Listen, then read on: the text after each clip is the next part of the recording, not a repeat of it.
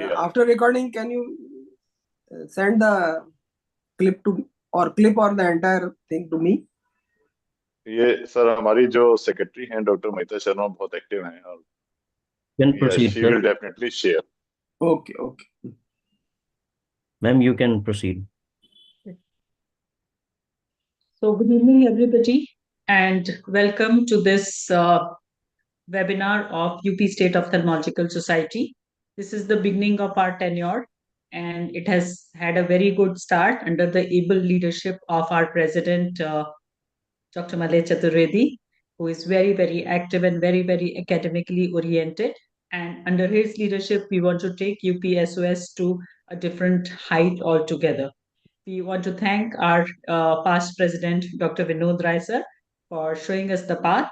And in this year, we will take it more forwards as per how you had shown the light to us. So today is a very important topic called medico legal and you, what, when, and how. And this is something which is very, very important for all of us doctors. And hence it was thought that it would be the most useful topic for all the members of UP State Ophthalmological Society, especially because this is a topic which is not taught to us in our curriculum. Do we learn so many clinical things, but we do not get to learn about anything medico legal. So there are several times where we are suddenly taken aback, where we don't know how to conduct ourselves when anything related to medico legal crosses our path. And in today's time, this has become very, very common. So for this, we have very eminent speakers from different parts of the country, and who are there with us, and they will be speaking on these topics. So before starting, I would request our president, Dr. Malay Chaturvedi, to say a few words. Thank you, Dr. Mahita, for giving me this opportunity. And I must thank Dr. Mahita for organizing this meeting. As has been mentioned by Dr. Mahita, this is a very pertinent topic which is related to all of us, and we are going to have this meeting here. We are very lucky to have our panelists, which are different than traditional AIOS panelists.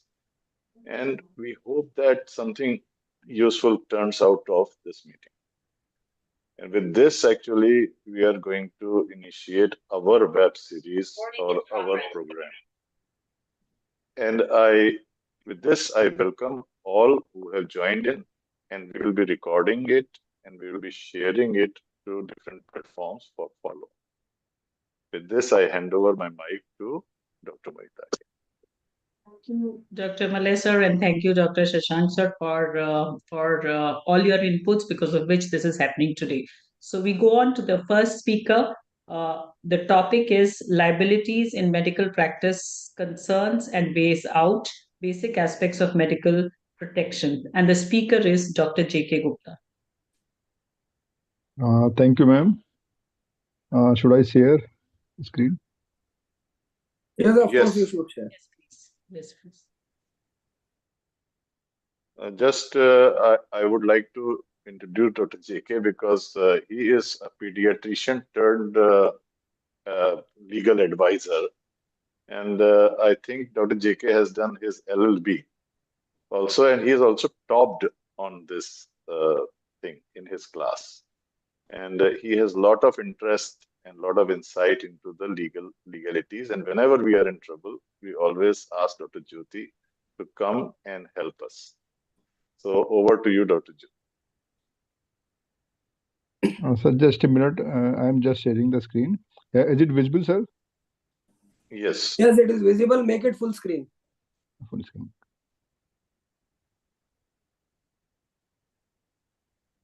Okay, sir. So is it is full screen, sir? Yes. So thanks to Ophthalmic Society State of UP for inviting us and for having a discussion on very pertinent topic, which is of interest of all of the doctors of every specialty. And at this very moment, I would like to thanks from our IAP Medical Legal Chapter for having a joint session in the split, because all of three are member of IP Medical Legal chapter. So actually, it is a opportunity for us to thank you for joining hands for spreading medical legal knowledge. So actually, our topic is liabilities in medical practice, concern and way out, a basic aspect of medical legal protection. So actually, this is a basic topic. It is just a glimpse of knowledge about medical negligence and how it gives rise to liabilities. So actually, what is negligence? So coming straight with to the topic, what is negligence? Actually, negligence is a legal term, and in Bolam case, actually, it is a very renowned case which is quoted everywhere, and it is a case which was presented in United States, UK, and in this case, definition of negligence was given as failure to do some act which a reasonable man in circumstances would do, or doing some act which a reasonable man in circumstances would not do.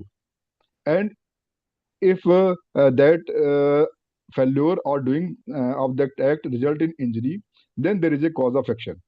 So actually, the crux of the definition is failure to do some act or doing some act.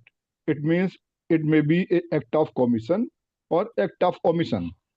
So there is definitely an act, and then there another part is reasonable man. So actually, it pertains to a man who is not highly qualified, but he is a contemporary to other colleagues of in same circumstances, and such act of omission or commission result in injury.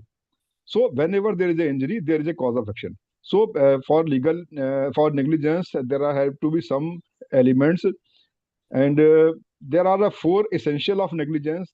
4D, we may say that first is duty towards patient, deficiency in duty, and deficiency in duty directly resulting in damage. So R4D has to be established by petitioner for proving the negligence in both type of negligence, criminal or civil.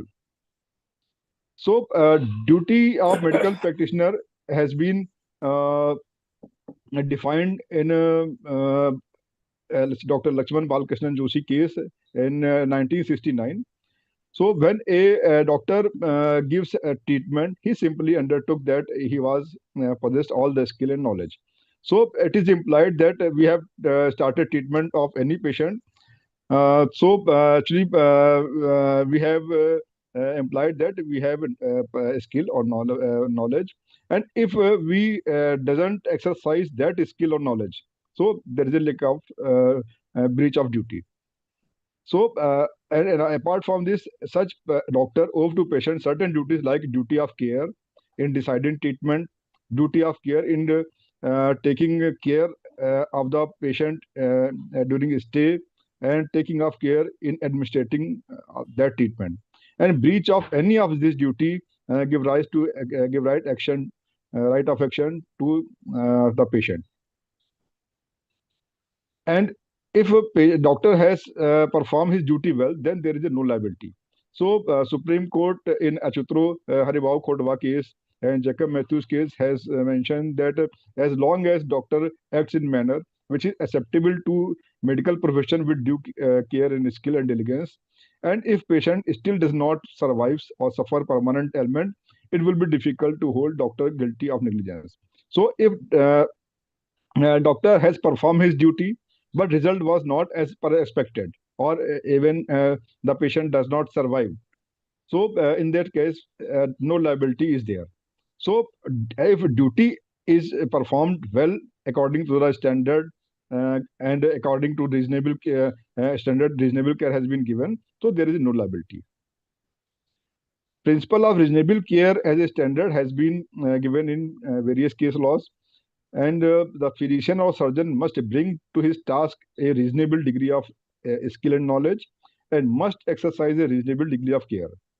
So actually, neither very highest nor very low degree of care. So average competence and average degree of care has to be exercised by the doctor.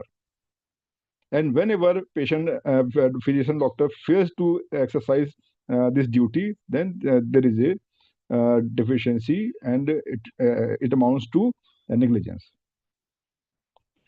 Customary practice can be pleaded in court of law. In Helling versus Carey case, in this case, it was related to ophtha practice. In this case, a glaucoma, this was case of glaucoma, and routine tonometry before 40 years was not done. It was pleaded, and patient suffered due to non-measurement of tonometer, and standard of practice, reasonable customary practice was there. So actually court said that custom just don't justify, but court may be allowed customary practice. So if customary practice are there, and a doctor is taking treatment, giving treatment on base of customary practice, then it can be pleaded. No need to apply every latest modality of investigation or treatment of latest general. So it is a Crawford principle. It was also a UK case. In this, anesthetic causing malpositioning of arm causing paralysis.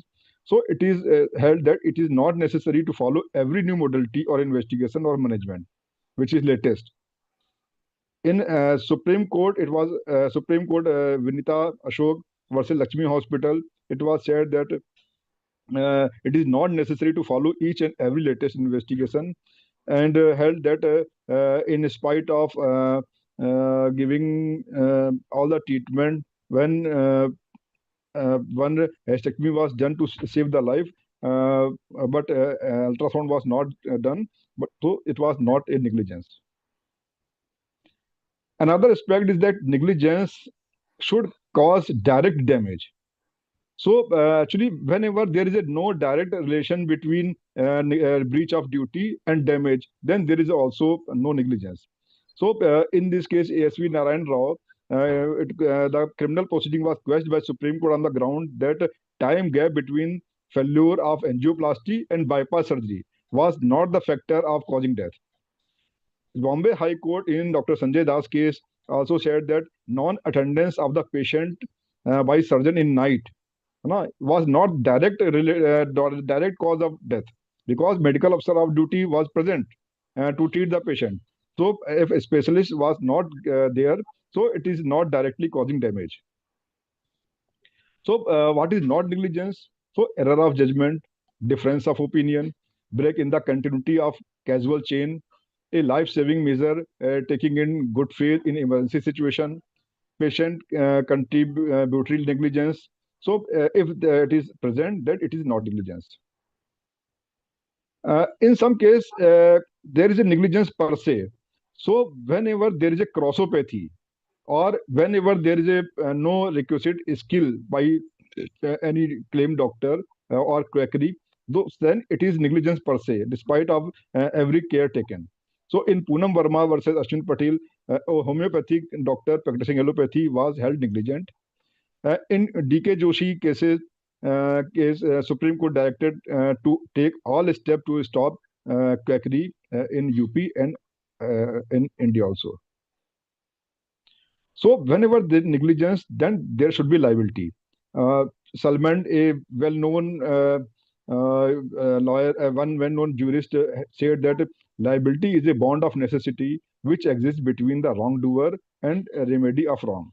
So whenever there is a wrong committed by anyone, then there is a remedy also. So liability is negligence. Liability is for negligence, and there is two type of mainly liability. One is civil liability, and another is criminal liability.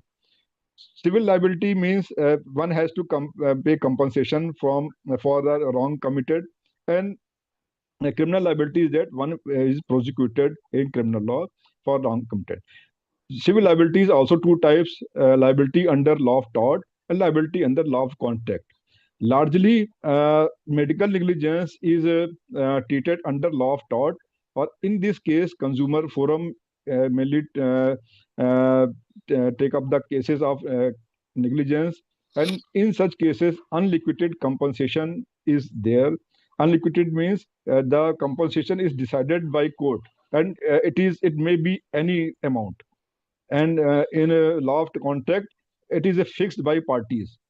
So actually, in medical negligence case, it is a law tort, and it is tackled by Consumer Forum. And vicarious liability is also there. In vicarious liability, the hospital or a senior person like HOD or consultant is held accountable for the negligence of his junior staff or residents. So it is a vicarious liability, and it is a concept of civil negligence. So coming to civil negligence for liability. So actually, I've said that civil negligence is consumer cases. So I'm just giving few important message for Consumer Protection Act. So Consumer Protection Act was promulgated in 1986, and it was amended, and it was rather repealed, and new CPA was promulgated in 2019. Uh, in original CPA, there was no mention of health services. But Supreme Court in 1996 in IMA versus VP Shanta held a doctors under domain of Consumer Protection Act. And this judgment says that both private clinics and government hospitals are under domain of CPA. So actually, there is a confusion that government hospitals are exempted. It is not so.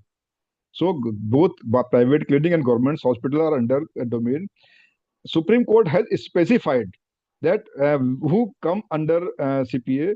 So it is said that services related to patient by medical practitioner, except where doctor renders services free of charge to every patient, or under a contract of service of free of charge to every patient.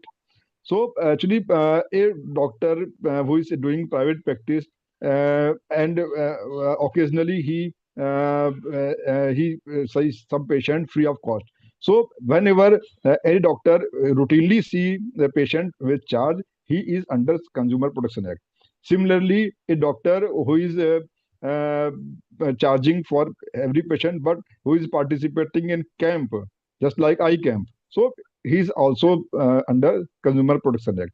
So giving free services off and on is not covered under Consumer Protection is covered in the Consumer Protection Act. And in government hospitals also, when the charges which are taken as a minimum, just like registration charges, 5 rupees or 10 rupees for registration, it is exempted.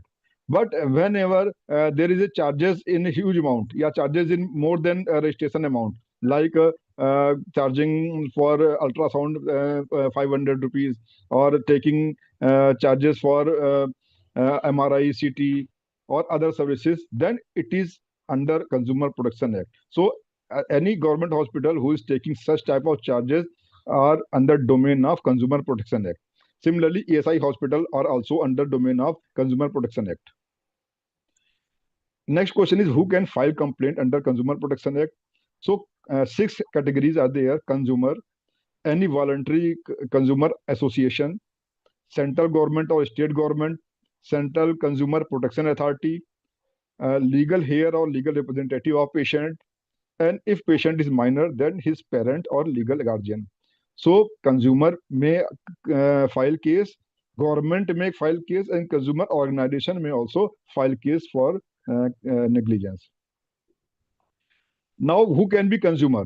So actually, it is a very much prevalent confusion in society that I've not taken the patient the fees.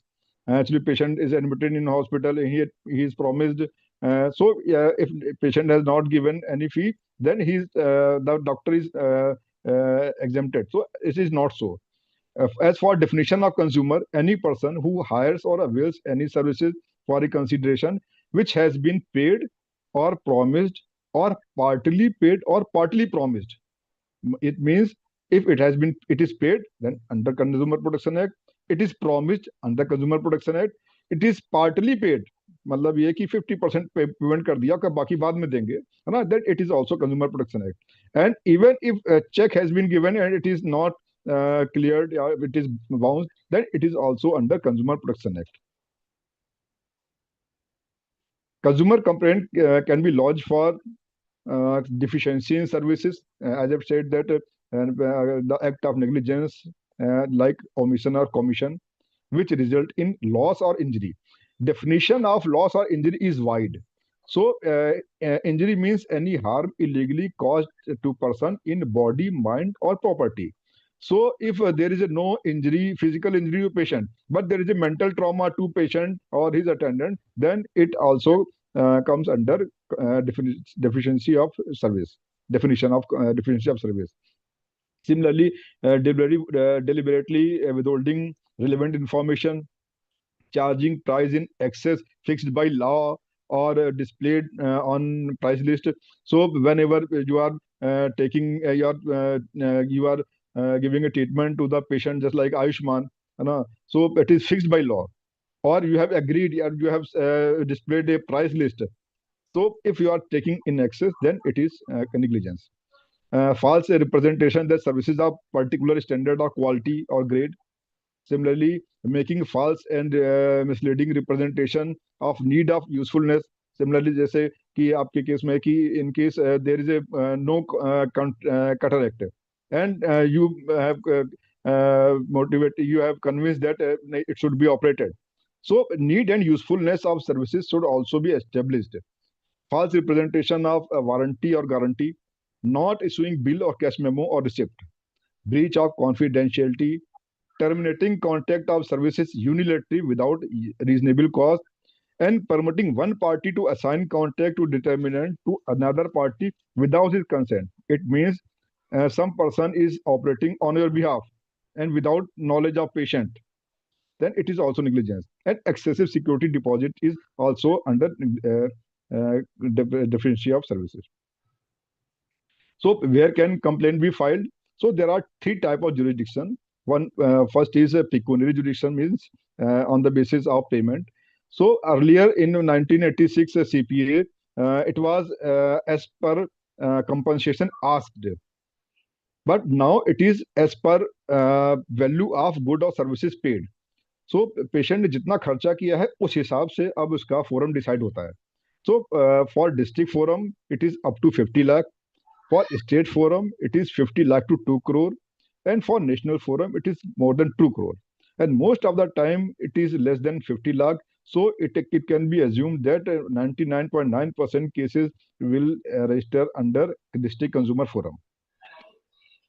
Similarly, territorial jurisdiction. Earlier, it was the place of opposite party, workplace or residence, or cause of action, but it is now for complainant residence or work for gain also.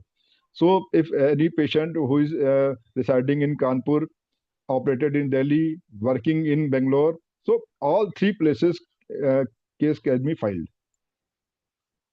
And third is appellate jurisdiction. So appeal can be done from district to state, and state to national, and national to Supreme Court.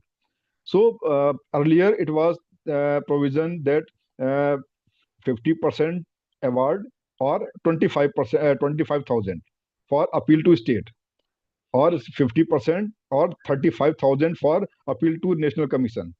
In Supreme Court, 50,000 or 50%. But 25,000, 35,000, and 50,000 slab has been removed. So now it is that you have to deposit 50% for making an appeal.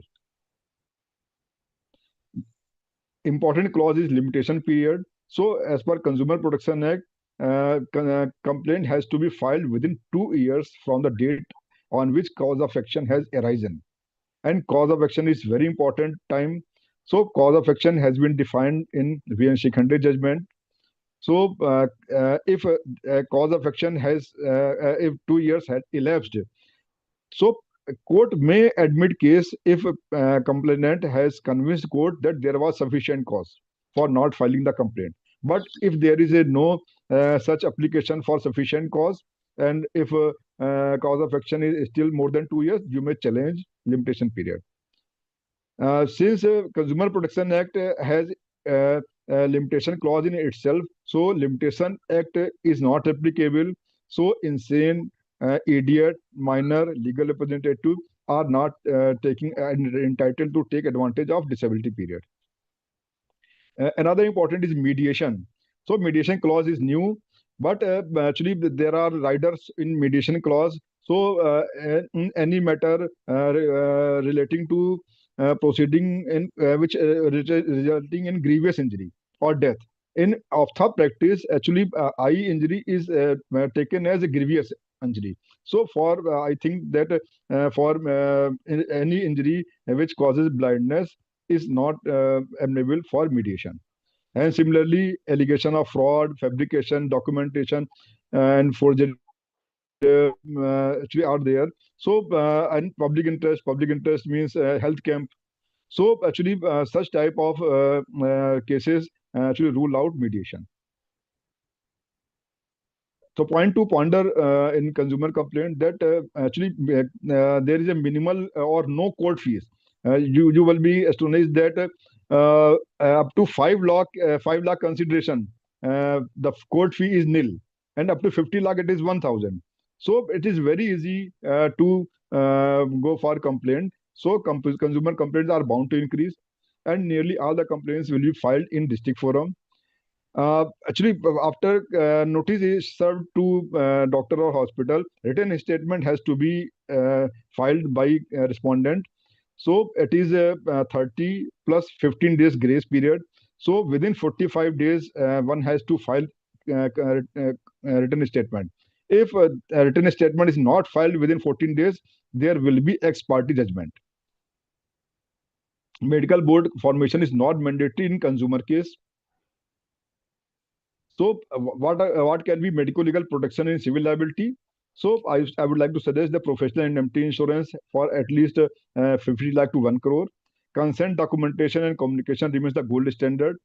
Please do become member of medical legal organization and always take medical legal consultant in dealing with litigation. Coming to civil criminal liability. So, when does a medical negligence turn criminal? So, what are the standard for holding a criminal negligence? So, in this Supreme Court, in Dr. Suresh Gupta versus government of NCT has held that a standard of negligence, criminal negligence, is that negligence should be gross. So actually, it should not be slight negligence. So a doctor cannot be held criminally responsible for patient death unless his negligence or incompetence showed such a regard for life and safety as to amount a crime against state. So there is a speculation that negligence was so much that you have shown disregard to life or safety of the patient, and it is crime against state. Then it is a case of criminal negligence. If there are similar small negligence or mere inadvertence of some degree of educate, then it is civil liability and it can't be criminal liability. Similarly, Jacob Matthews case that says that recklessness and indifference is equal to mental element of mens rea, and deviation from normal practice is not necessarily negligence.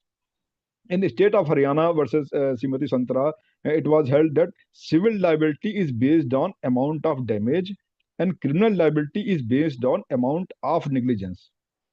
So, for if amount of damage is much, but you are not negligent in performing that say, case, so you may be civil liable but not criminal liable.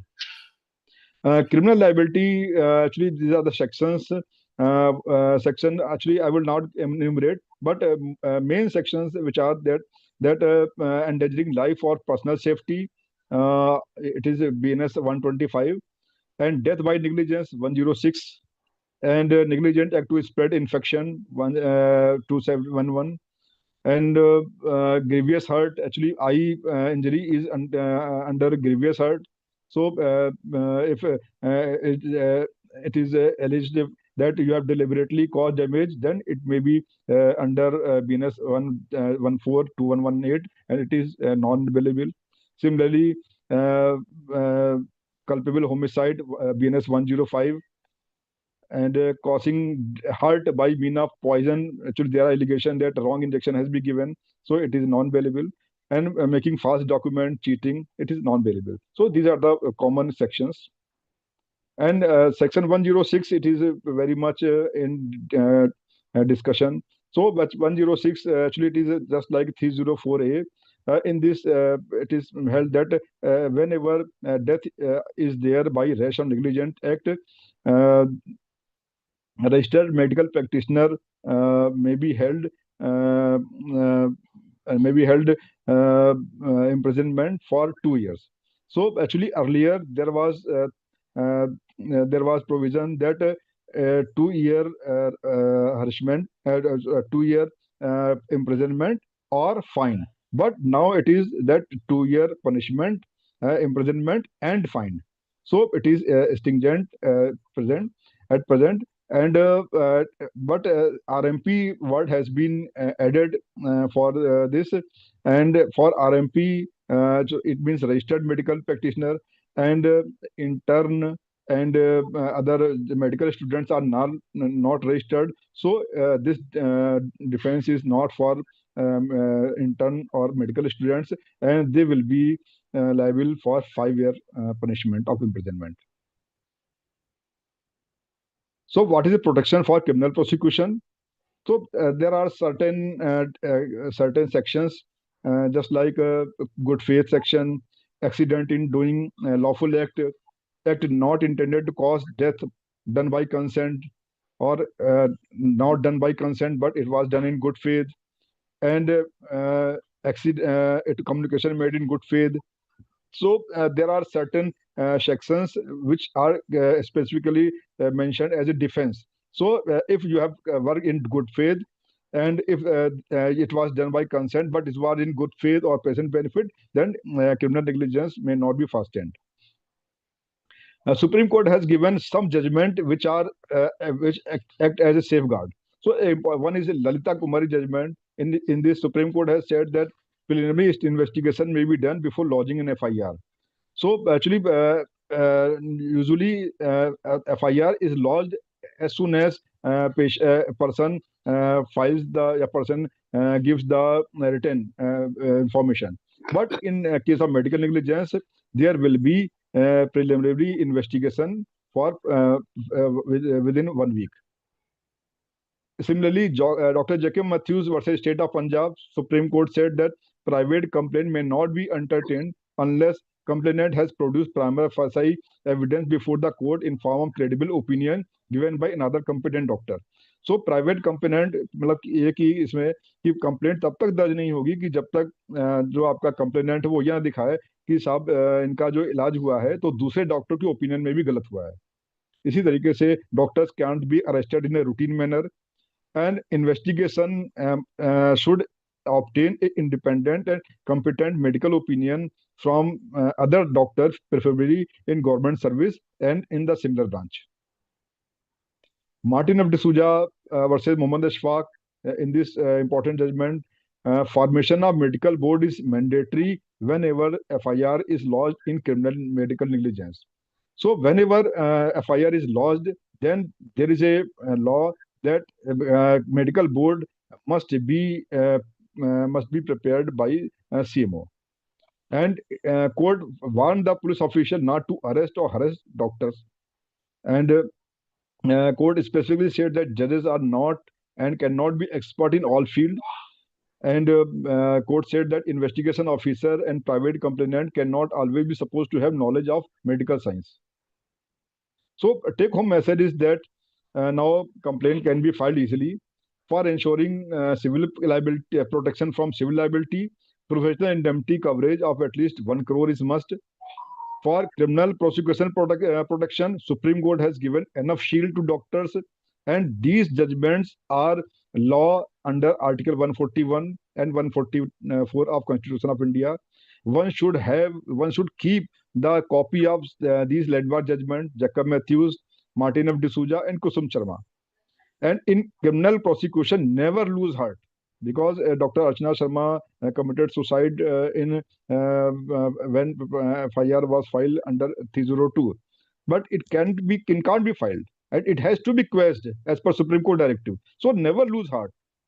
Immediately contact your organization and medical legal expert. And if there is a violence then always file a criminal complaint against miscreants, because you can see that intimidation, in criminal intimidation or wrongful confinement, punishment is 2 year imprisonment. But in death by negligence is also punishment is 2 years. So in a eye of court of law, punishment of किसी को धमकाने का भी 2 साल है, और किसी का अगर लापरवाही से डेथ हो उसका भी 2 साल है। तो आपको अगर कोई इंटिमिडेट कर रहा है तो भी उस केस में FIR आपको दर्ज कराना ही कराना है। Thank you very much.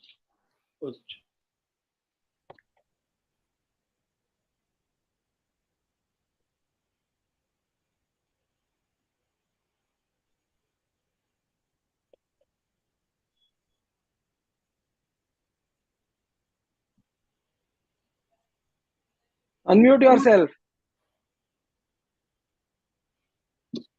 So it is very, very nicely covered, Dr. Jyoti. You have talked about 4Ds, and you have also talked about crossopathy, and you have also mentioned that now filing complaint is very easy, and the protection level should be high, 50 lakhs to 1 crore.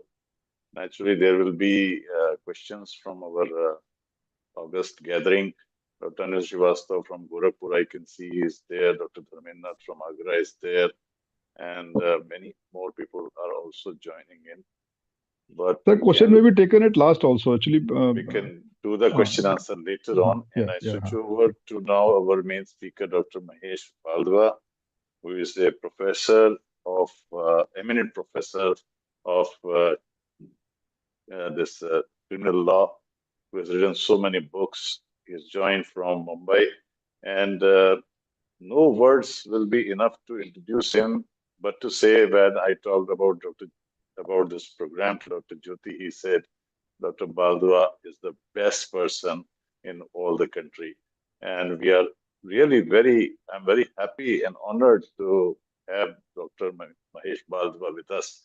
He's again a pediatrician. Today, I think it is all the three speakers are pediatricians who have converted themselves to come to our rescue.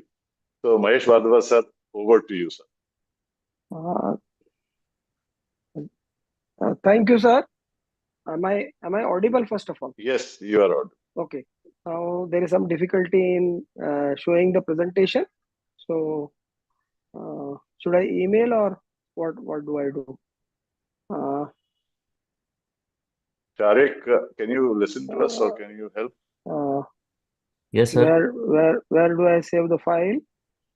In the iCloud. Okay. So I save it. Now I leave it. Sure. 1 second. Just bear with me for a second. I hope now I should be able to.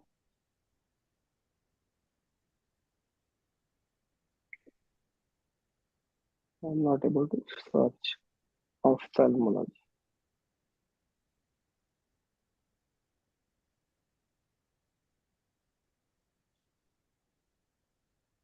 Okay, is the presentation seen? Yes. Okay. So welcome, esteemed ophthalmic surgeons. Today we'll discuss current scenario of ophthalmic practice with reference to review of few decided classical consumer cases. As you are aware, Dr. J.K. Gupta emphasized well that the most of this is consumer. So is law improving the practice? I don't think so. Medical legal, I'm medical legal author for 13 books. These are the 13 books. And this is the largest selling book, 1,600 pages in 2 volumes. 7,000 copies have been sold out. Another largest selling book, 6,000 copies have been sold out. Now the first thing is that ignorantia juris non excusat. That ignorance of law is not the excuse. So you cannot say go to the court of law and say that I did not know about it. Now, as Dr. Jyoti Kumar, Dr. J.K. Gupta told, there are sometimes the laws are made by parliament, by constitution, law is made by state assembly.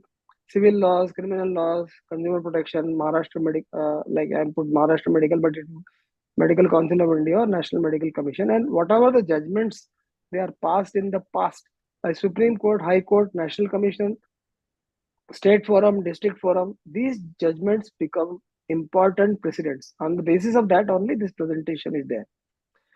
Should every patient be viewed as a potential litigant? Medical issues are part and parcel of practice. One need be aware of laws and never get afraid of medical legal problems. There is nothing much which I can say are there. So judgments will, as he said classically, Krishna Kumar, this is regarding retinopathy of prematurity, Hiranandani case where the dead body was kept for the pending bill. Then is IMA versus VP Shanta, which brings us in the consumer net, Paramanand Katara versus Union of India.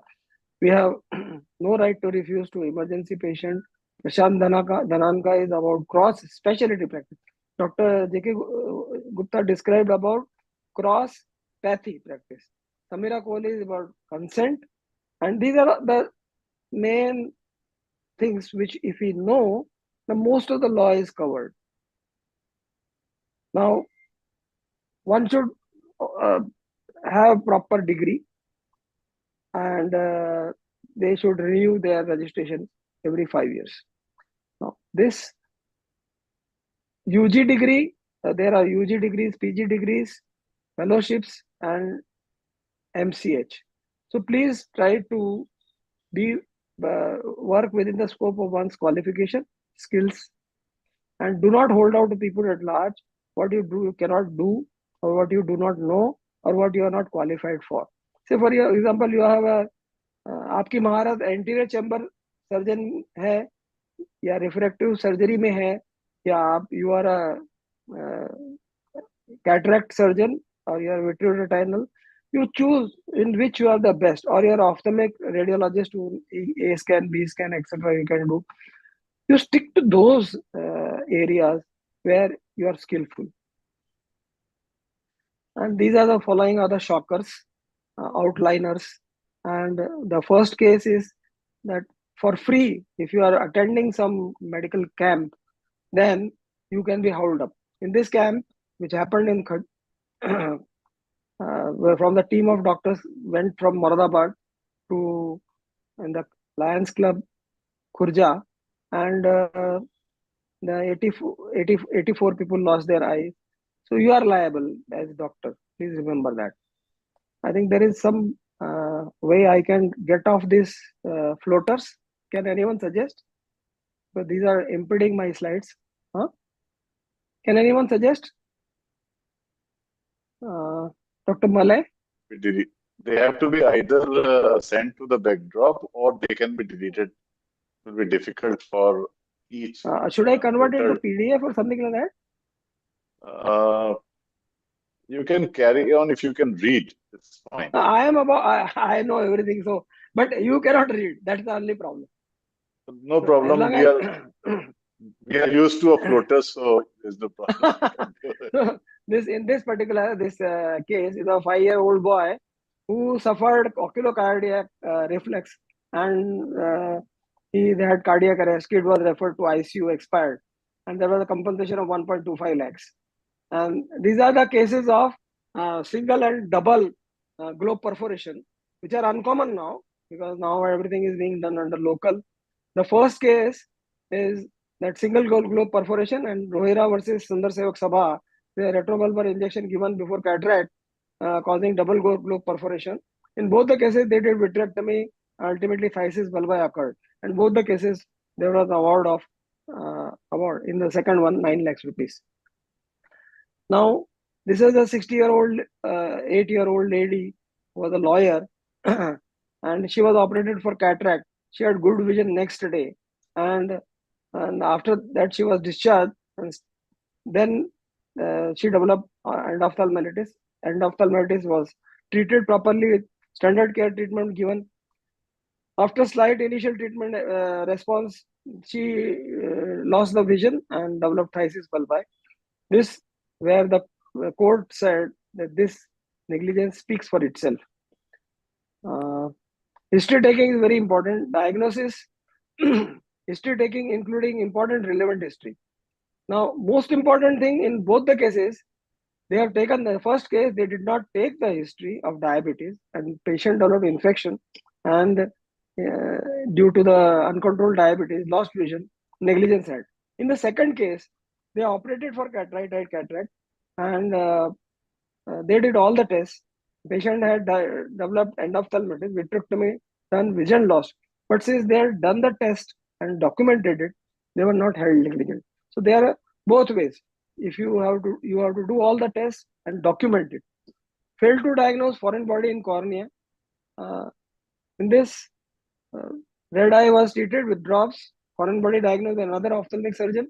2 days later, loss of vision, or then subsequently vision was compromised after treatment and negligence was held.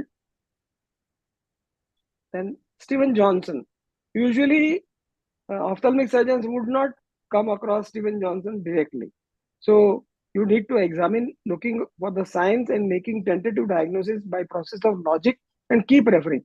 You can't own and treat each and every case forever. In this case, general practitioner gave ampicillin paracetamol CPM for fever. Patient developed red eyes, for which he was referred to eye surgeon. Ophthalmic surgeon prescribed a local eye ointment. Patient developed rash and swelling. So ophthalmologist referred to for Stephen Johnson to skin specialist, which he rightly did. Diagnosed Stephen Johnson, admitted to hospital, treated but expired within 4 days. No negligence held. So this should be the algorithm one should follow. If you don't follow this algorithm, there are several cases which I am not putting here, where the ophthalmic surgeon or other doctors have not followed a particular algorithm of diagnosing a complication. Once the complication like Stephen Johnson or anaphylaxis occurs, even if the patient dies, one should follow the standard algorithm of treatment. Then they are not negligent. Glaucoma, no one is expected to diagnose unless the signs and symptoms are. We are clinicians, we are not astrologers. Patient alleged that Dr. Pahwa failed to detect glaucoma. He was under the treatment for 5 years, and Dr. Pahwa says that since there were no signs and symptoms, glaucoma nor increase in IOP, so there is no question of diagnosing glaucoma. Patient is satisfied, he went to Dr. Bakshi. On his first examination also, he did not detect glaucoma, but later some signs, symptoms appeared of glaucoma was detected. Meanwhile, a silent damage to the right eye due to glaucoma made total loss of vision or impairment of vision. But here again, Dr. Pahwa was not responsible for diminished vision, as clinically nothing suggested glaucoma. So I am suggesting all the cases where doctors have won. Document everything to avoid res ipsa loquitur. Res ipsa loquitur means it speaks for itself. You have to document your counseling, audio, video, writing, OPD papers, IPD papers. I've seen OPD and IPD papers of ophthalmology, I'm sorry to say, are written very shabbily in very short forms, which one should avoid. Consent also is pre-printed so many times, except for the right, left, or whatever procedure are doing. In short, they are writing. The names are not written properly. Whatever pre-operative things you do, whatever post-operative things you do, and whatever follow-up you advise, everything should be documented. Now, as I said, res ipsa loquitur speaks for itself and it is applicable only for civil cases. So we are talking about the civil cases which are in the consumer courts. Now, in this, the ophthalmic surgeon had done 3 surgeries. He failed to explain what was the condition of eye before every surgery. Pre-operative documents incomplete, not submitted. What was the indication of each next operation? Consent incomplete. What was the operation he performed? Consent incomplete. What was the result of every operation? Post-operative documents incomplete, not submitted. Why, in spite of 3 surgeries, the patient lost the vision could not be explained. Now, if you don't do this, then you are held negligent. So please remember, documents, no documents, no defense. Poor documents, poor defense. And good documentation is the best defense. Now, this is a case of retinopathy of prematurity. The lack of documentation and referral to the ophthalmologist. This was a blind girl, and where she was born premature in 1996. On 1/7/2015, she was 18 years old. Retinopathy stages laser 1 to 3 was done. What was wrong was the pediatrician did not refer to the ophthalmologist. Lack of documentation of, and the entire judgment is there on the indianqanun.org.o. This is the first page of that judgment. No single win, not a single win is there in the retinopathy of referral. So please remember, even if the case comes, you are not involved. Be careful. So many cases are non-referral. Ophthalmic surgery sucked in the retinopathy cases in the court. Though of course he hasn't done, and if he has done anything, he has done good to the child or a baby or premature. Yet you have to go to the court to answer each time there is a date. Do investigations like imaging, record them, do routine checkups, investigations, diabetes mellitus, hypertension, record eye pressure, imaging like A scan, B scan, perimetry, get physician anesthesia clearance for high risk patients. Failure to do preoperative test for a known case of diabetes, ischemic heart disease, and hypertension, and not to do pre-anesthetic checkup. In this, Dr. MP Agarwala was a Dr. M.R. Jain. The patient was a known case of allergy for local anesthetic, so he had to do cataract surgery under general anesthesia. Did not conduct preoperative ECG blood test, did not show to it anesthetist prior to surgery. Patient alleged died due to excessive anesthesia, but doctor himself pleaded the patient died of myocardial infarction, without any proof. Doctor faulted for not doing preoperative checkup, and postmortem not done by the doctor, 2.2 lakhs awarded. So remember, when what you are pleading is very important. So merely just to save yourself, or some lawyer says that you tell that patient suffered heart attack, will not save you. Failure to measure intraocular pressure before cataract surgery. KN Lal versus Dr. A.K. Akhori, complainant practicing lawyer, operated for cataract, lost vision due to endophthalmitis. Vitrectomy done, no relief. But doctor himself pleaded that because of increased pressure, there was a difficulty in surgery and post-operative infection occurred. So because of his own admission, उन्होंने खुद ने स्वीकार कर लिया, so court had to award 5.5 lakhs. So ophthalmic surgeon advises B scan, and without seeing the B scan, he proceeds and does the surgery, cataract surgery. Now, patient unfortunately had old organized retinal detachment, held responsible for not seeing the B scan report, unnecessarily done the cataract surgery, because in any case, cataract surgery will not give back the vision. These are the two cases. So, Mohan Ghosh versus Dr. Pava, and the second case is Vivek Sahay versus Ajay Prasad. Follow standard treatment protocols. B.S. Agarwala versus State of Orissa, hit by a pellet from shotgun. Ophthalmic surgeon attempts to remove the pellet. Wound closed because he is failed to remove. Wound was closed in sutures. Standard treatment given as per the textbook. And and expert witness also said it is this way. It is correct. So no negligence. Please remember, whatever you plead in the court of law, that is very important. Post-operative care for retinal detachment. This is a Supreme Court case, a recent one. Traumatic injury to the eye of the child. Patient for traumatic cataract developed retinopathy, retinal detachment. MCI did not delve into the nuances of post-operative care of retinal detachment. So the matter was not traumatic cataract. The retinal detachment, once it occurred, the doctor kept on telling that it is because of the contributory negligence, which was unsubstantiated by expert opinion given by the MCI. Duty of care. So Supreme Court says the duty of care does not end with the surgery. We have no hesitation in affirming the lowest court, that is the Delhi Consumer Forum.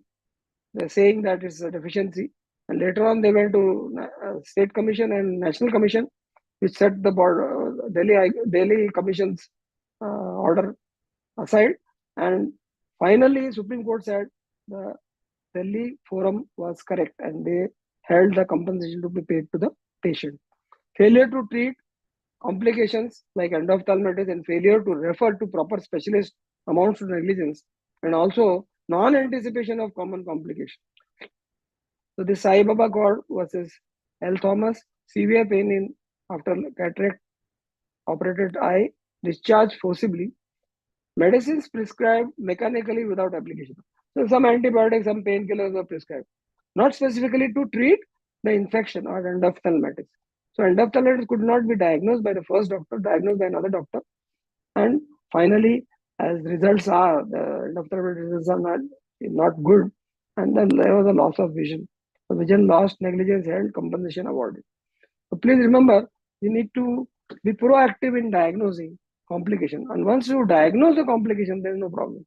Then you treat, and even if the vision is lost, no problem. Expulsive hemorrhage, timely realization, treatment of complication is expected and nothing more. I am Dr. Sumita Viswas. Operation performed, routine preoperative checks done, impending expulsive hemorrhage occurred, surgery stopped, eye closed by pad, referred to bigger hospital for better treatment. Such incident may occur 1 in 1,000 cases. Eye damaged after the operation, no negligence. Because what the doctor did was perfect thing. Perform any one of the two accepted methods of surgery, that is the Boehm's principle, which Dr. J.K. Gupta mentioned. It is the care of the eye and not cure, which is expected by the law. So in this case of RL Sethi was a Dr. Somnath Chakravarti, promised phaco surgery, but did conventional surgery. Ophthalmic surgeon explained conventional cataract done in view of increased intraocular pressure after incision. The pupil were irregular, constricted, and there was massive posterior synechiae. Eye damage occurred due to iris, and posterior synechiae were removed. Ophthalmic surgeon neither created nor responsible for complication. All just happened unexpectedly, and phaco was converted to conventional, and no negligence was found. Sure shot negligence. Now, if you have an unqualified and extra young nurse, then this can happen. K. Kuttapur was a Benningar hospital. While treating marginal ulcer of the left eye, some carbolic acid was dropped by this young nurse by mistake in the eye. Cornea was damaged, vision lost, and 1.15 lakhs was awarded. Consent cannot substitute for shortcomings of equipment and infrastructure. J.P. Goyal was Srimati Pushpa Verma. Here, the doctor said, operated the patient cataract surgery at the residence. And then later on, she said the consent obtained that patient is going to be operated in residence, which is not well equipped. Now, this will not do. Later says stitches were found loose, so restitched, vision loss due to endophthalmitis negligence. Held operation should not have been done at home. Complainant entitled to compensation. You cannot also say that I did not operate or did not receive money is going to be cannot get you out of the consumer court. In this case, Dr. Kohli versus Sher Singh, loss of vision after cataract operation due to endophthalmitis, district forum held, ophthalmic surgeon negligent, awarded compensation as appeal. State commission, doctor pleads surgery was not performed by him, nor did he charge. But witness of the patient says the operation performed by the doctor in his presence with payment of 9,000 rupees. Appeal of doctor dismissed and district forum order was valid. Now, we see so many advertisements in newspapers and everywhere that advertisement, no spectacles after the PRK surgery or LASIK surgery. So the consumer courts consider these advertisements as unfair trade practice, no relief after LASIK or PRK. Spectacles, you should say spectacles may be needed. So in this, Ajay Gautam was an Amritsar eye clinic, they had to pay compensation. This is the part one. If you agree, then I will proceed further. What do you say, Dr. Malay? There are some 10 more slides. Should I go ahead? So we can go ahead and finish. Thank you. Cataract vision compromise, diagnosis of known complications of posterior capsule rupture was correctly managed by ophthalmic surgeon by performing anterior vitrectomy, anterior chamber intraocular lens implantation done, and no negligence. Cataract with IOL, suprachoroidal hemorrhage, accelerated hypertension secondary to infection. Cataract surgery and implantation of IOL, suprachoroidal hemorrhage occurred, and vision did not improve. Blind by left eye, awarded 15 lakhs. So it's the how you plead that is very important. In this particular case, possibly doctor could not plead properly, because if it is a non-complication, one should be able to convince by producing proper literature. Retinal hemorrhage, known complication, diagnosis of retinal hemorrhage after cataract, argon laser performed, loss of vision, no negligence.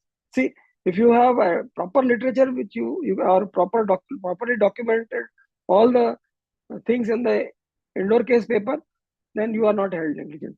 Cataract, posterior lens drop, then you should not try heroic treatment. 3-port pars plana vitrectomy done, retinal detachment detected, known, late occurrence of phacosurgery of and dropped lens, res ipsa loquitur was applied by court, vitrectomy and RD treated, vision lost, but they had to pay 2 lakhs rupees. Now it all much depends upon how you plead and also the mood of the court. So it's not always what you produce. Mostly in consumer courts, they are sympathetic to consumer, and in spite of doing the best, sometimes they do award. Known case of post-cataract scleral necrosis or scleromatia, cataract surgery done. Known case of post-cataract scleral necrosis or scleromatia with endophthalmitis, literature produced, no negligence. So these two cases, the worst of the complication has occurred, but they produced proper literature, and they were both Bombay City Eye Center, XYZ, and Dr. Sachin Tyagi, Sultan Mohammad. There was no negligence held. Loss of vision due to use of expired lens. Now, this can happen. We are so many times we are putting stickers, and later on the patient realizes there was an IOL which was of expiry date, alleged loss of vision due to use of expired lens. But actual cause of the problem was the not the expired lens. It was carrying out cataract surgery without conducting B scan. The prerequisite for knowing the exact status of eye as well as the retinal detachment. The retinal detachment was the cause of blindness, and negligence was held for some other reason. उन्होंने expired lens को मान लिया कि ये this has caused the problem. There are two cases, like that, and both the cases some other complication occurred. So generally the consumer is given the benefit of doubt, and they are so these expiry date drugs, expired lens, etc. One has to be very careful. The courts don't take it so very charitably, even if you produce all the literature regarding the complications which have occurred, like retinal detachment, etc. Negligence in refraction. Patient got an eye examined spectacles. Now they said only refund the charges. Radial keratotomy, loss of vision. Patient below 21 years of age whose myopia was not suitable fit for keratotomy. Radial keratotomy, loss of vision, negligence. Adarsh Bararia versus PS Hardia. PS Hardia, Mardi is one of the, I think, is Limca Book of Records for correcting the visions. Myopia, used for LASIK instead of PRK. Myopia operation for both the eyes, complaint using laser technology. Find no negligence alleged in respect of left eye. But they said the right eye, though vision improved, alleging development of central island, monoocular diplopia, and ghost images. No negligence. They explained everything properly. Tarun Thakur filed a case against Dr. Noshir Shroff of Delhi. No negligence was found. Post-LASIK ectasia, known complication, LASIK surgery, LASIK performed. Post-LASIK ectasia, opinion of medical board said no negligence. Shubham Bansal versus Kapil Eye Hospital, no negligence. Blurred vision, and later on ectasia after LASIK, misleading advertisement was the first thing. So there was an advertisement in newspaper and signboards.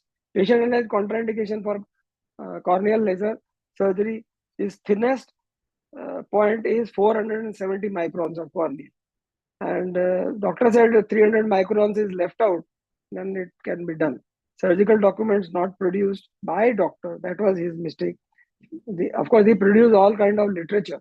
Failed to explain the cause of post-ectasia, post-surgical corneal ectasia, and also failed to follow standard medical protocols by not preferring PRK over LASIK.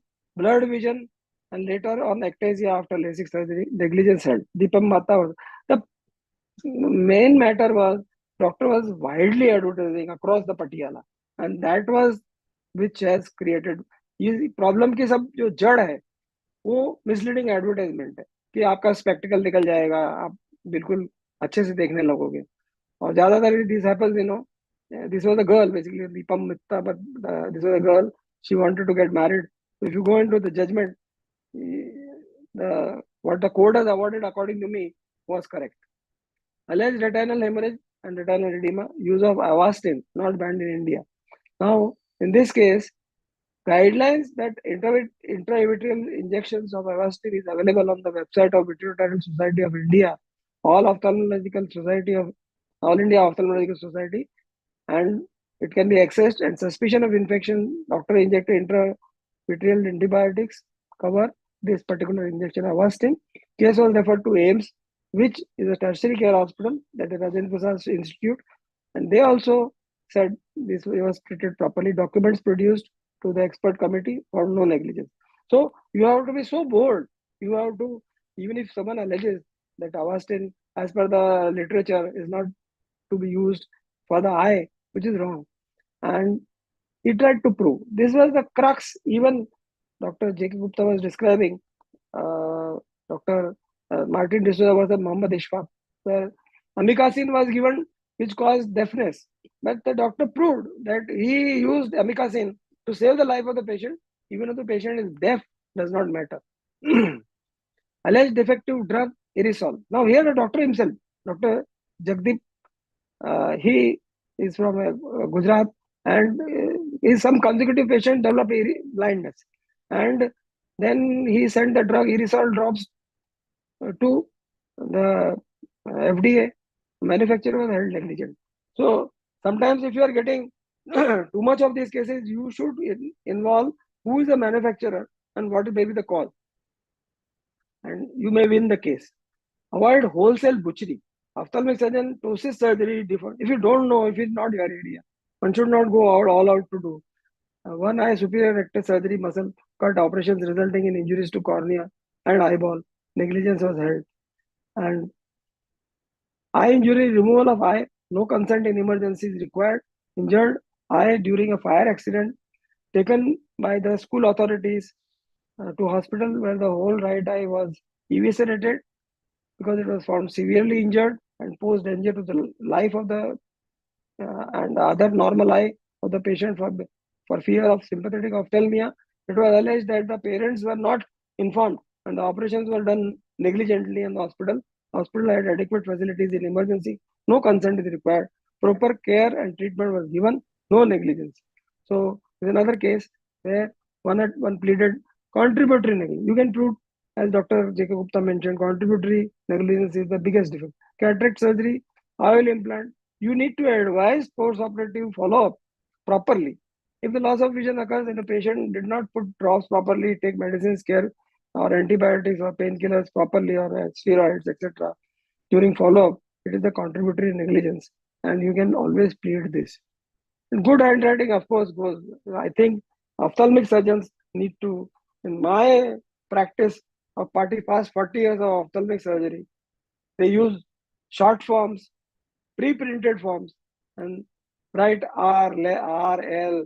They draw some kind of figures on their indoor case papers, and they want the judges to believe that what they have written is correct. I think that is incorrect practice. One should properly write, even if you are performing a simple cataract surgery. Avoid pre-printed forms for medicine as well as for surgery. You of course can use pre-printed forms for your consent, which is supplied by your ophthalmological society also. So this is just a cartoon. Rate display at clinic is also equally important as per the Clinical Establishment Act, National Medical Commission. And this is what is the telemedicine in ophthalmology.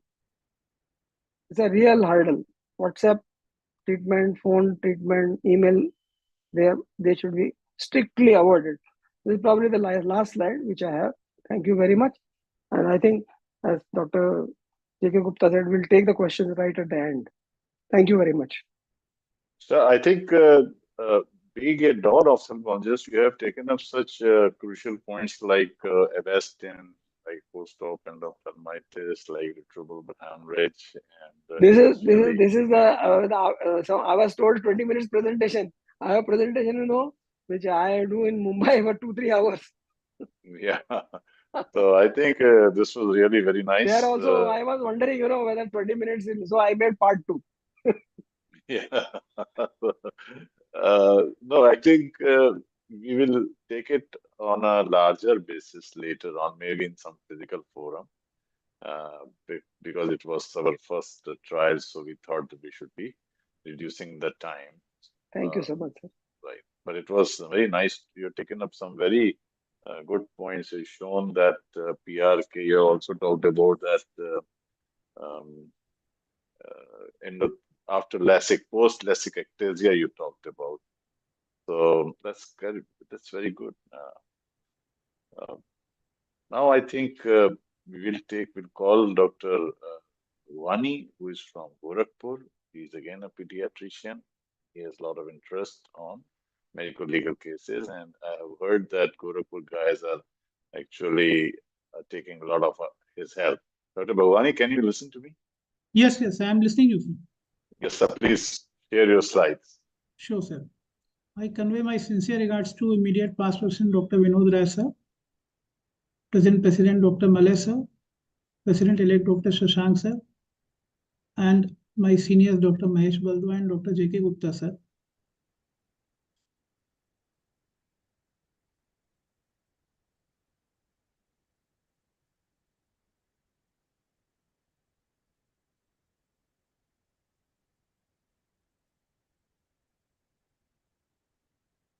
My slide visible? Not as of now. Not as of now. Is it visible? No, you have to share the content. At the top, there is an arrow next to the stop video.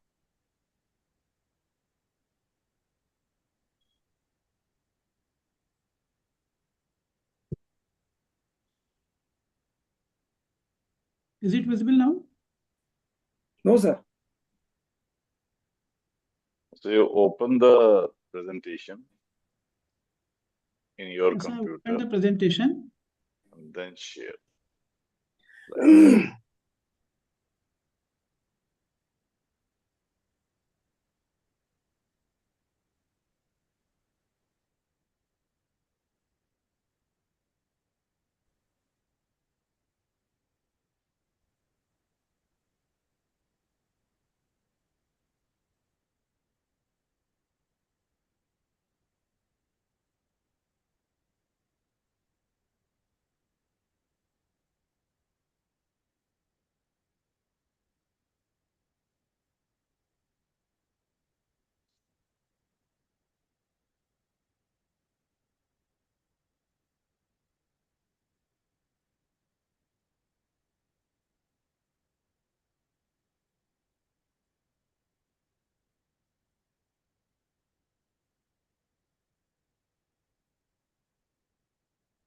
Is it visible now?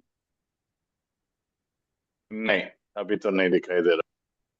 So just a minute. Yeah, keep trying. So meanwhile, Dr. Baldwa, the amount which you showed were of 1.25 lakhs or 5 lakhs. Usually in a cataract surgery, what is the amount of compensation which we are looking for? Sir, one thing you remember this thing, some of the cases which I have picked up is which were mostly in favor of doctors, not to scare you people. Okay. Yeah. And low compensation one.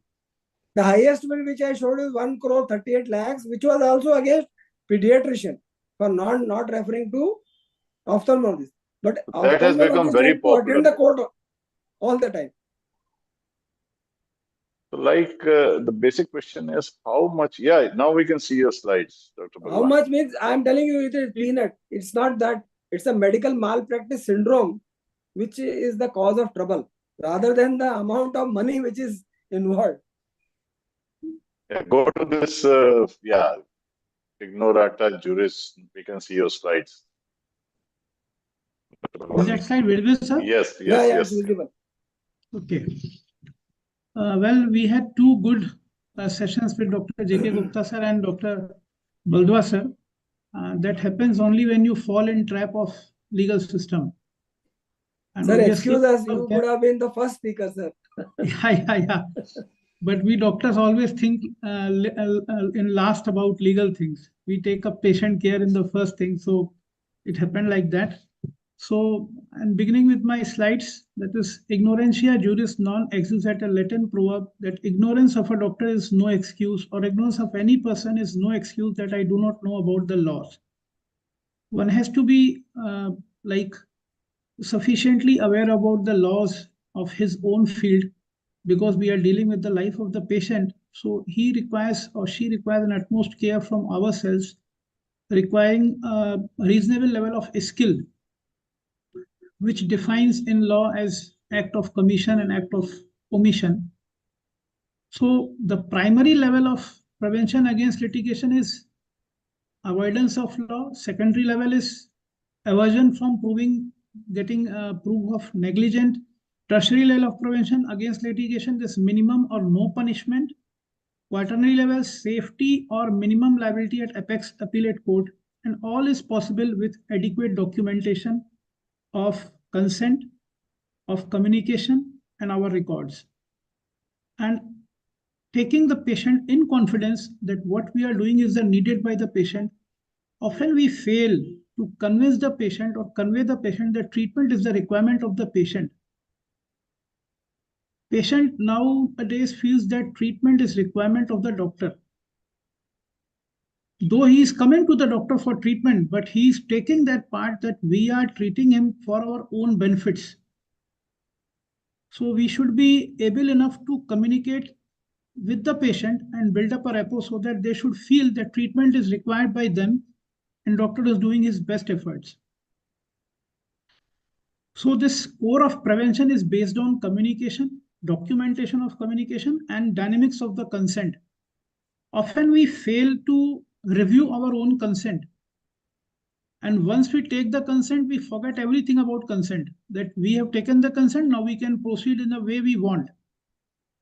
Being a pediatrician, I can say that if I have admitted a case of pyogenic meningitis, I do take that I have taken a consent for establishing an IV line or doing a CSF. But definitely before CSF, I have to explain for the importance of fundus examination and I have to go for it. And before doing the lumbar puncture, I have to take a separate consent, explaining about the risk of the lumbar puncture.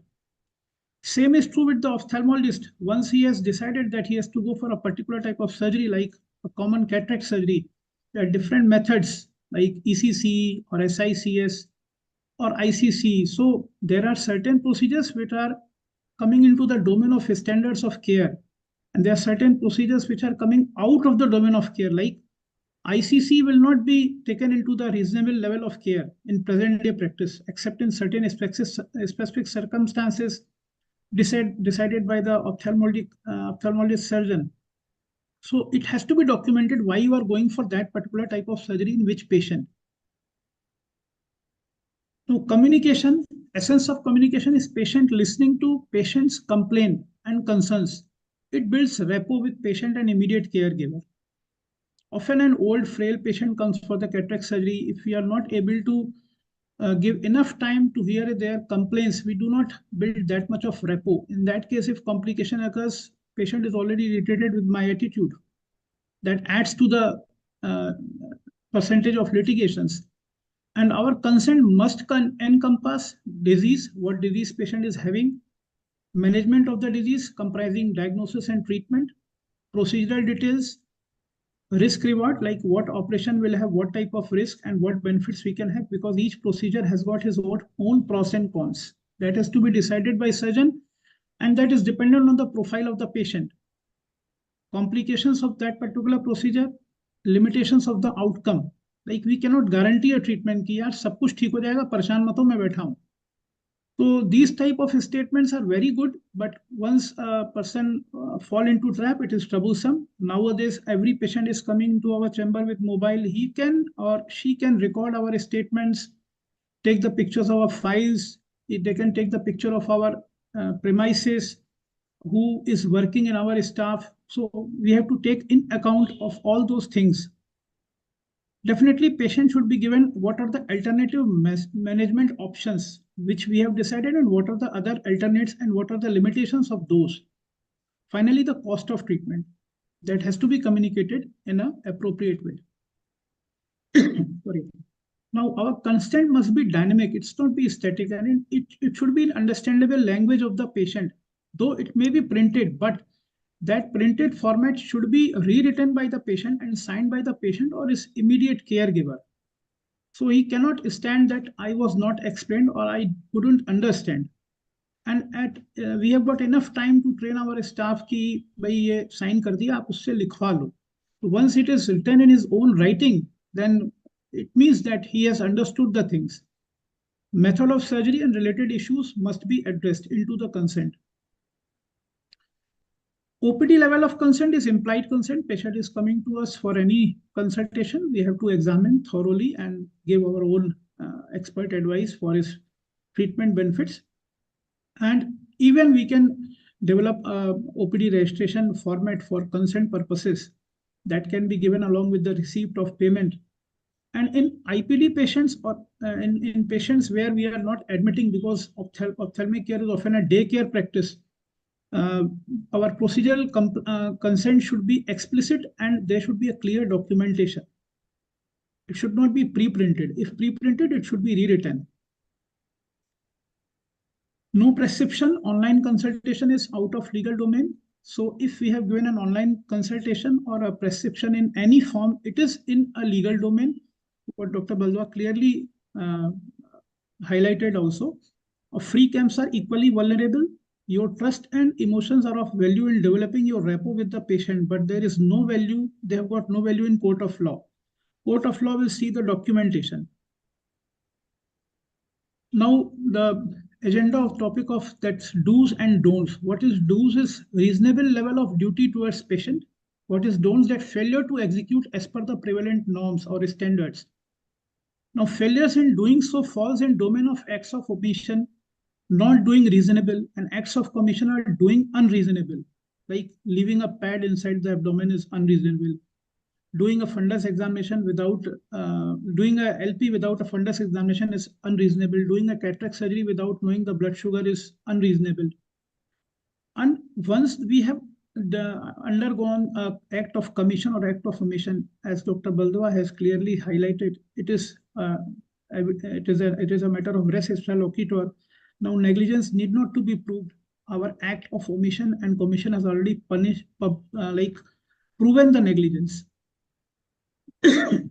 Registration of like what we should do. Our registration should be as per the prevailing norms, like clinical establishment and display of the details as per the clinical establishment.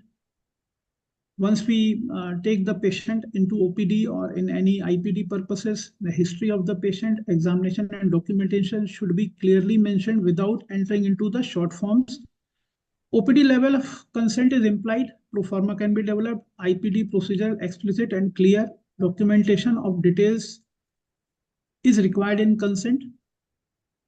In trauma or violence cases, there may be an accompanying eye injury, because any eye injury is a grievous injury. We can be called by the court of law for expert witness. So we should maintain a detailed account of patient and injury with the mark of entity should be recorded. We have to respect the privacy and confidentiality of the patient, except by when asked by the, say, government setups or legal framework, we have to disclose. Use of medicine for on-label indications only, means those indications which are approved by DCGI. Now, intraocular devices, they come under the purview of the Central Drug Standard Control Organization. Now, medical device, they come under Drug and Cosmetic Acts.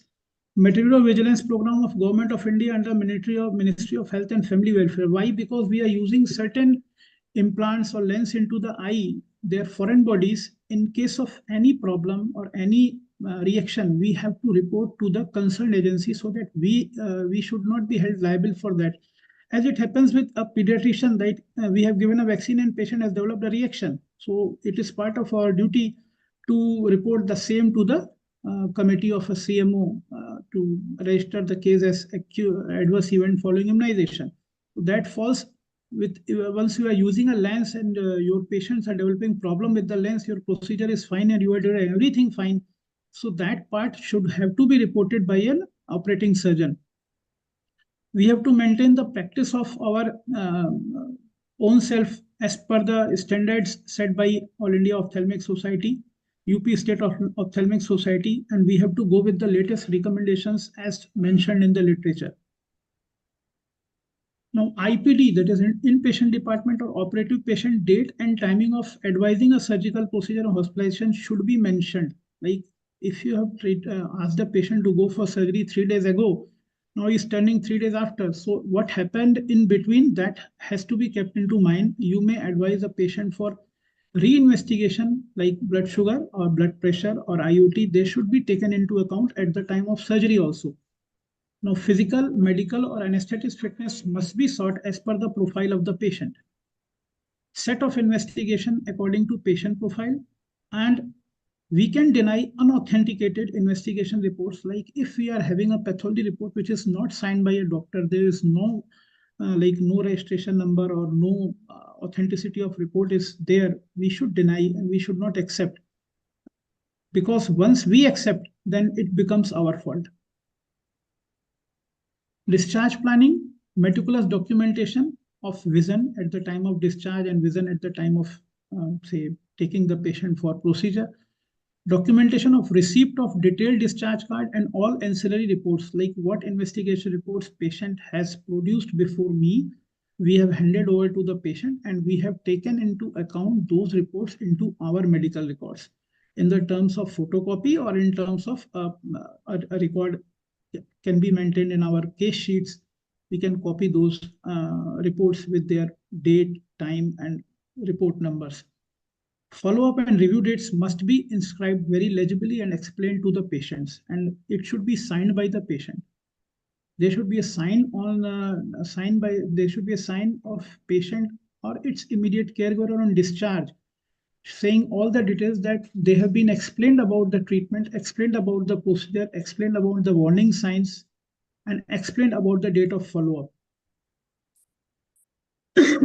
If there is inadequate follow-up, we should use few words that protects us in court of law, that is poor compliance, poor follow-up, poor adherence to the treatment, warning signs, post-surgical instructions for care, and red flag signs. They can be pre-printed. What should always be on the discharge? All facts pertaining to treatment, surgical procedure, precautions, investigations we have taken, warning signs, risk factors, follow-up, and they should be explained to the patient very nicely, clearly by a doctor or his paramedical staff. There should be no exclamation or negative remarks for colleagues of any branch. There should be no unethical solicitation, advertising, or receiving distribution of gifts of any type. We should not breach confidentiality and privacy of the patient. No procedure without consent, except documented life-threatening situation, emergency, and certain life-saving procedures. Even then, we have to document the necessity of those procedures in terms of impending life-threatening situation. There is no place for blanket consent. There is no place for guaranteed treatment benefits. Possibly, what I feel, there should be no free camps that is derogatory in the name of social service, and moreover, it kills ophthalmologist professional perspective and attire. We should not operate without a medical fitness, without adequate required investigation in purview of patient profile, without appropriate consent, without an established mentioned written diagnosis on which we are working. We should not forget to take history of drug allergy, past medical and surgical history, past treatment, consultation records if any, ruling out other ocular systemic ailments, and if present, we should do the needful to address those issues by concerned doctor. Like if patient is having a uveitis with ocular issues, we have to take the help of a rheumatologist or an autoimmune expert for sorting out other issues, because we are doing the surgery and results are not good, or we may end up into the troubles. So these things should be sorted out before the surgery so that we keep ourselves away from the complications and consequential litigations. Obviously, one should practice in such a way that what I do in my practice, that once a patient is coming to me and he has taken 4 or 5 consultations from a pediatrician, I have trained my staff. He wrote down all the doctor's name and number, either phone number or registration number or clinic number with date, so that he cannot say कि मुझे कोई बीमारी नहीं थी. And at times, none of the patient to our OPD comes without taking some medicines.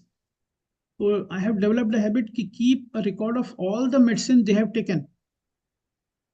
If they've got no medicine, I do write taking some treatment, records not available. That saves the one thing. Patient को drug allergy हुआ, now he cannot blame your drugs. Now, what is the take-home message? Patients have lost their patience. Doctors should avoid practicing impatiently. They should also practice with patience. Thorough evaluation, careful examination, and reasonably skillful care, in addition to appropriate do's and don'ts, will minimize litigations. Last but not the least, have an indemnity insurance, preferably through a professional group, because now these days insurance companies are also cheating doctors in different ways. We do not go through the insurance details adequately. So our associations and we should develop certain skills in ourselves to protect the interest of our fraternity. And when we go through the group, we can have a group insurance, and definitely we can save our money through. Knowledge is not free. It requires patient listening, and I'm thankful to UPSOS for considering me for this August opportunity. Thanks and regards, and we are open to like question and answer from your side. So, Dr. Bhavani, you have covered very well. Actually, I have taken so many screenshots of your presentation. You said about printed consent. Usually, our all consent forms are printed. And you said printed consent should be rewritten. What's your take, or what others are thinking about it? Sir, what I feel, we should have a printed consent. There is no harm in it. But that should be reviewed, checked by us, and those printed words should be rewritten by the patient. We can have a printed consent and reverse page should be free. Or we can give an additional page to the patient that you should write down these things, and meanwhile we prepare for the surgery, because this is the common procedure. And why it happens? Because uniform in doing our practices. अभी patient doctor Malay के पास गया तो उन्होंने इस procedure को follow किया, doctor Bhagwani के पास गया उन्होंने नहीं किया. That creates the difference. So here is the role of my association. We should develop a common way of practice कि वो किसी भी ऑप्थेल्मोलॉजिस्ट के पास जाएगा, उसको बोला जाएगा कि ये करना है आपको. So he will come to know, yes it is done by every doctor, it is the norm, it is expected by them and we have to do it. अभी क्या है कि हमको लगता है हम कंसेंट लेंगे, इतना कुछ लिखा हुआ है, मरीज भाग ना जाए, उसको हम इतना कॉम्प्लिकेशन बताएंगे, चला ना जाए. तो हमारे पास भी कई बार समय कम होता है, हम उतनी चीजें उनको नहीं बता पाते हैं. लेकिन वो सब चीजें अगर उसकी समझने वाली भाषा में लिखी हुई हैं और वो एक प्लेन पेपर पर लिख के साइन करता है, then he cannot stand into the court of law कि हमें बताया नहीं गया, हमें बोला नहीं गया. उसके प्रिंटेड पेपर पे भी साइन है, उसके उस कंसेंट पे लिखे हुए के भी साइन है जो उसने खुद लिखा है या उसके केयर ने लिखा है. Doctor Mahesh, yes sir. आप कुछ कहना चाहते हैं? Sir, he is basing his opinion on one of the cases, RG Stone. Vijay, not Vijay, Vinod Khanna versus RG Stone. उसमें ऐसा नेशनल कमीशन ने कहा कि भाई ये प्री प्रिंटेड कंसेंट फॉर्म ठीक नहीं है, मगर उसके ऊपर नवंबर में रोक लगा दी सुप्रीम कोर्ट ने. तो pre printed consent form is the norm. समझ गए ना? And the patient has the destiny to sign on dotted lines. He is distant. अब बात रही क्या लिखना नहीं लिखना, वो आपका एसोसिएशन डिसाइड करे, वो एक बुकलेट हो सकती है। मैं तो ये कहूंगा, जब हमको ही कह रहे हैं कि भाई आपका कॉन्ट्रैक्ट फॉर मेडिकल सर्विस है, तो भाई मेरा कॉन्ट्रैक्ट लिखो ना, ये मेरा 10 पेज का कॉन्ट्रैक्ट है ऐसा है। डॉट। आप किसी से कोई चीज, जमीन खरीदने जाते हैं, जायदाद खरीदने जाते हैं, गैस खरीदने जाते हैं, कोई भी प्रकार का कोई भी, तो इतना लंबा चौड़ा रहता है नीचे, वो सब थोड़ा पढ़ोगे। अभी मैंने रिसेंटली कल ही मेरा किया कार का इंश्योरेंस कराया, वो बंदे ने इतना लंबा चौड़ा भेजा, बोला पढ़ लो, पढ़ना आपकी जी। ताकत।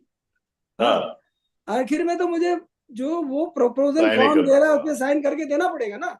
बिल्कुल। तो जो ये प्रैक्टिकल नहीं है, सर बोल रहे हैं आइडियली इट कुड बी, अगर 2-4 लाइन की बात है तो, पर 2-4 लाइन में भी वो बात है ना, वो भी कोर्ट में कहेगा ये भी मेरे को दबाव में लिखा दिया।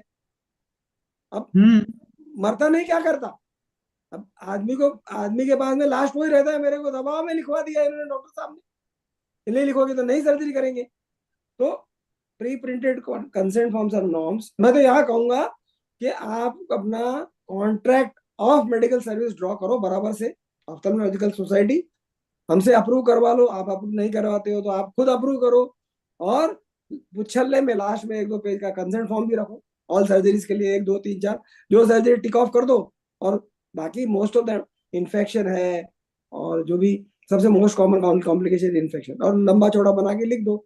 और जितना मैंने बताया है, एक्टिस या पीआर के सर्जरी कर रहे हो, ये कर रहे हो, वो कर रहे हो, पोस्ट ऑपरेटिव केयर आप नहीं कर रहे हो तो कंट्रीब्यूटरी नेग्लिजेंस, दुनिया भर की बातें आप लिख सकते हो।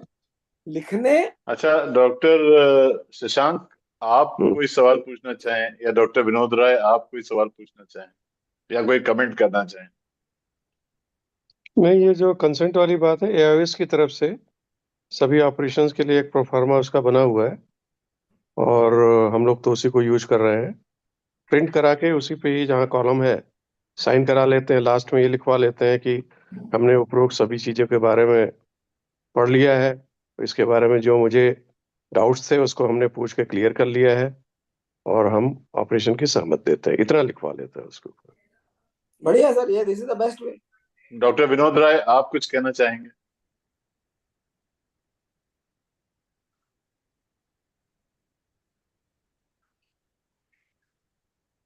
डॉक्टर विनोद राय आपको अनम्यूट अनम्यूट करना पड़ेगा सर, डॉक्टर विनोद राय है, आप अनम्यूट आप। हाँ हाँ, मेरा भी यही कहना है कि देखिए, हम लोग जो कंसर्न लेते हैं हिंदी में लेते हैं और लिखवा के लेते हैं, कोई प्रिंटेड हमारे यहाँ नहीं है उसमें। मेरी आवाज जा रही है?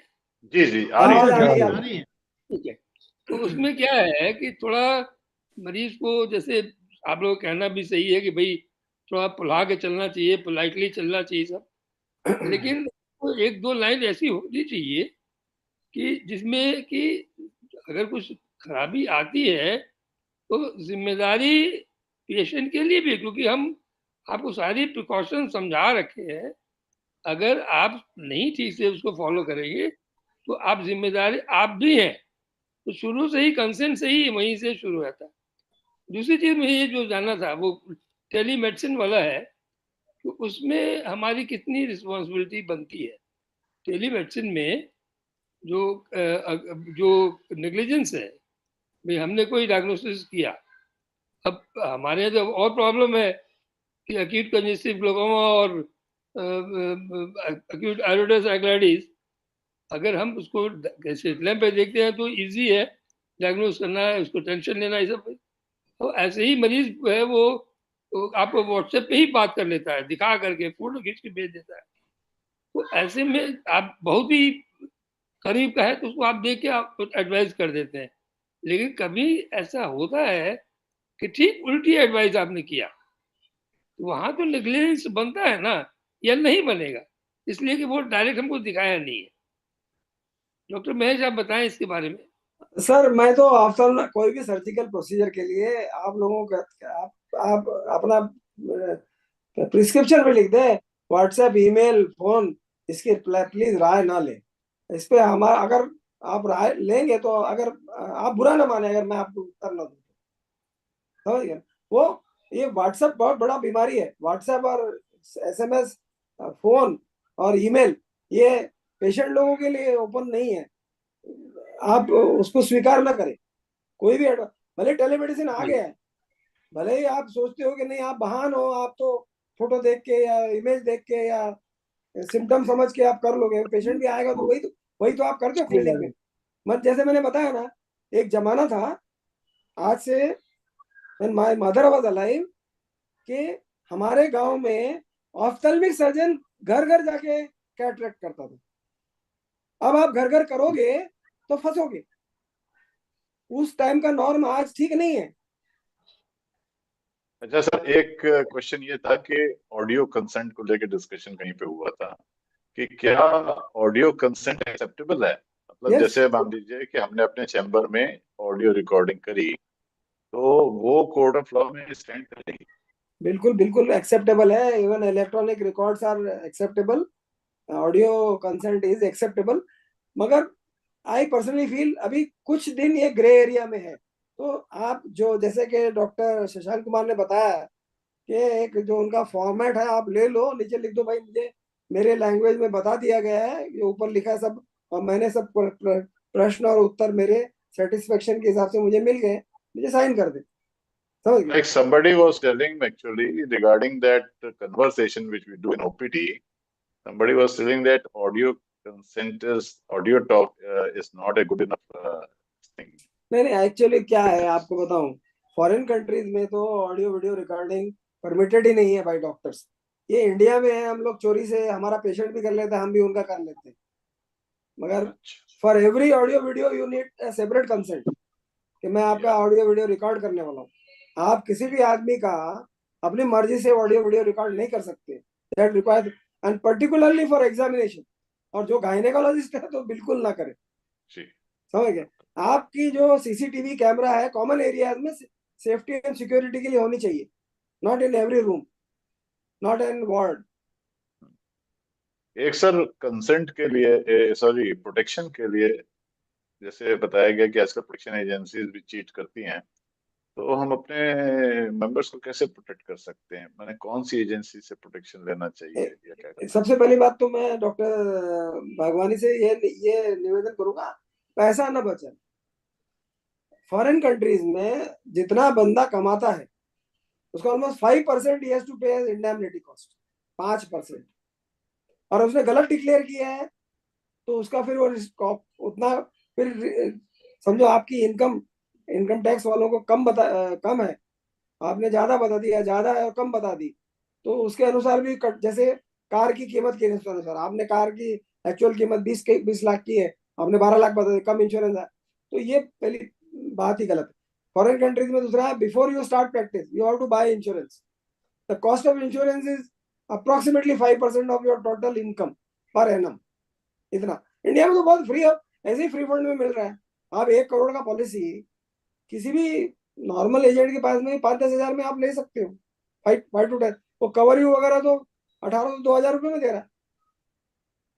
ये सर कौन सी पॉलिसी है? क्योंकि हम लोग जब जाते हैं तो वो तो बहुत महंगा देता है।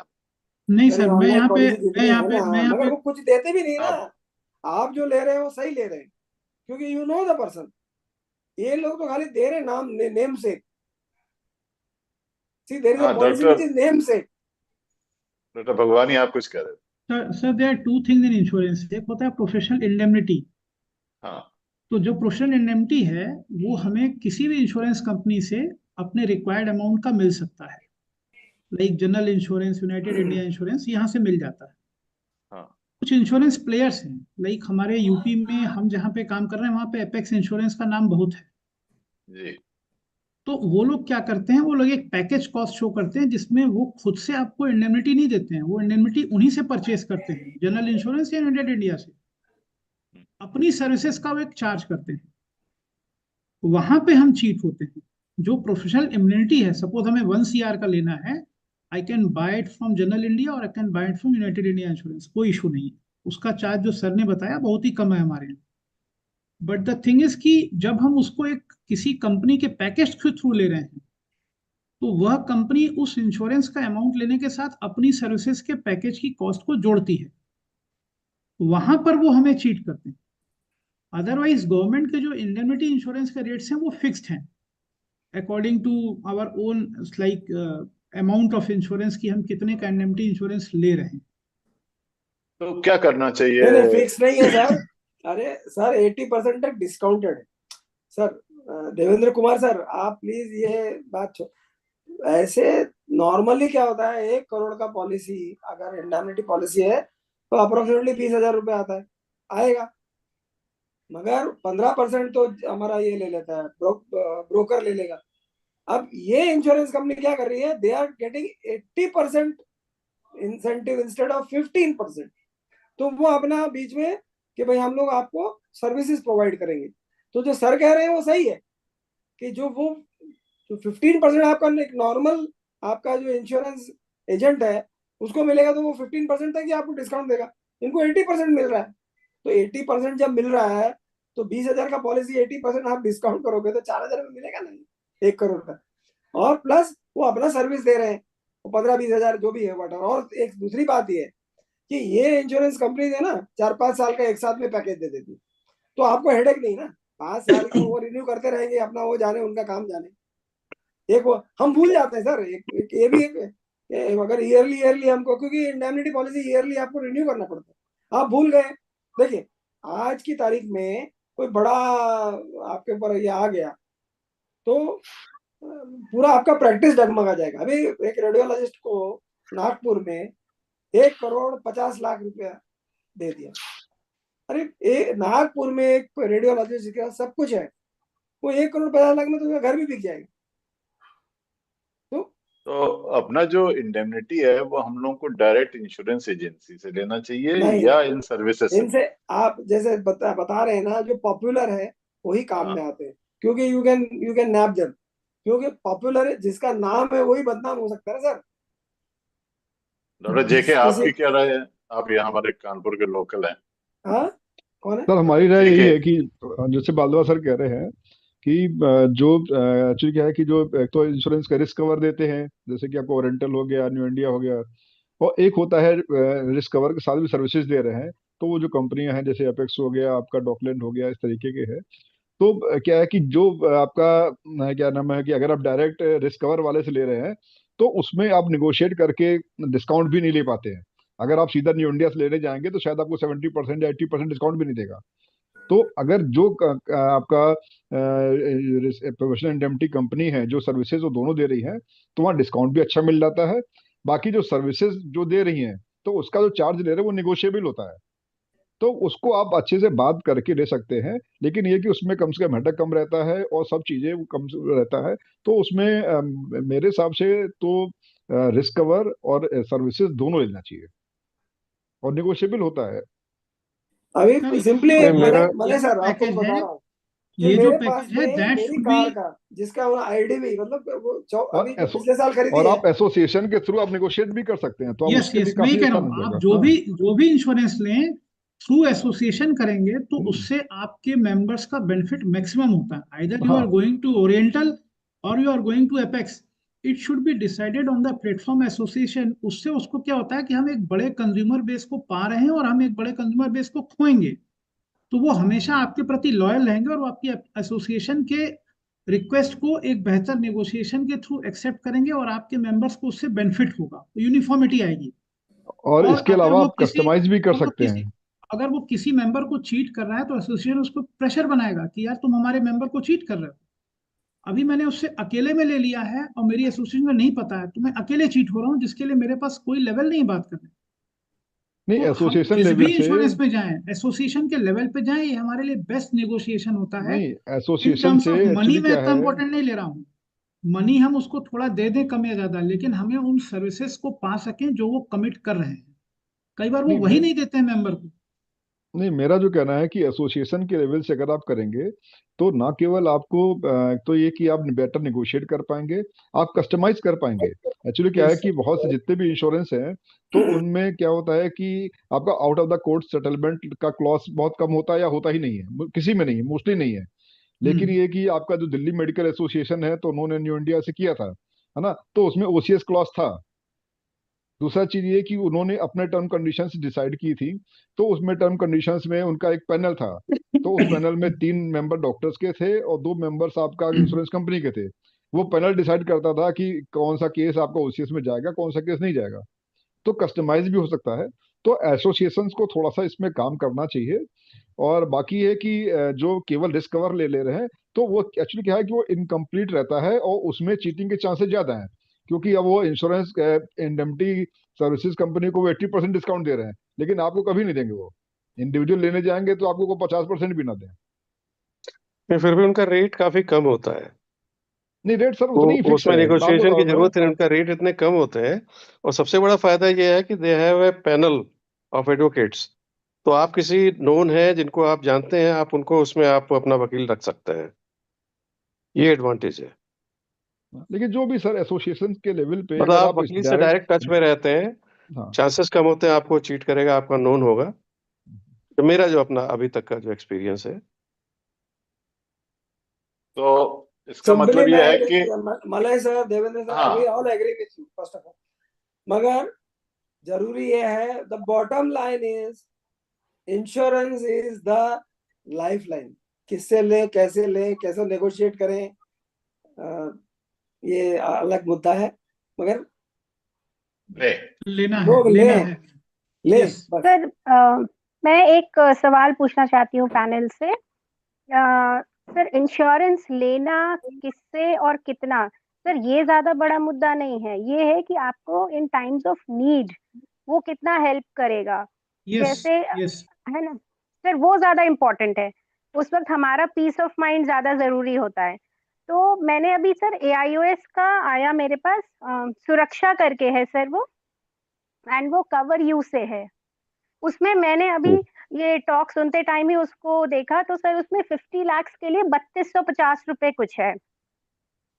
एंड अभी मेरे पास एपेक्स वाले आए थे थोड़े दिन पहले, उन्होंने मुझे 50 लाख के लिए ही समवेयर अराउंड 75,000 का बोला है फॉर 3 years। तो कवर यू ये, अभी नया है ये। हाँ सर, ये कवर यू AIOS सुरक्षा करके एक है, जी। ये अगस्त या सितंबर में ये ईमेल आई है। तो AIOS मेंबर्स के लिए उन्होंने ये प्रीमियम रखा है। तो मेरा ये पैनल से ये क्वेश्चन है सर कि अब दोनों के रेट्स में भी बहुत फर्क है, एंड ऑफ कोर्स एपेक्स वाले जो रिप्रेजेंटेटिव आए थे तो उन्होंने मुझे तो कवर यू की 100 बुराइयां गिनवा दी थी। तो अब आई एम टोटली कंफ्यूज कि फिर मैं किस पे जाऊं। या वेरी गुड क्वेश्चन अभी वो पैनलिस्ट नया है, प्लीज इसलिए आंसर। उसने अपना रेट गिरा के रखा है। May I say one thing? या श्योर सर, प्लीज। जो आपको कवर यू दे रहा है वो आपको इंडेमनिटी इंश्योरेंस दे रहा है, ठीक है? जी उसने आपको केवल इंडेमनिटी इंश्योरेंस दिया है। जो एपेक्स आपको दे रहा है वो आपको इंटरमीडिएटरी लीगल सर्विसेज के लिए भी पेमेंट ले रहा है 3 साल के लिए, कि आपके पास कोई भी केस आएगा तो हम उसको कोर्ट ऑफ लॉ में अटेंड करेंगे, डिफेंड करेंगे और सारे एक्सपेंसेस को हम गवर्न करेंगे। इसीलिए एपेक्स का रेट ज्यादा है। और जो आपको कवर यू दे रहा है वो एक तरह से यूनाइटेड या जनरल इंश्योरेंस की जो इंडेमनिटी पॉलिसी है वो दे रहा है। तो ये डिफरेंस ऑफ पेमेंट जो है ये इंडेमनिटी में नहीं है। अगर आप कवर यू के डॉक्यूमेंट्स पे जाएंगे और अगर आप उनसे लेंगे तो वो आपको किसी भी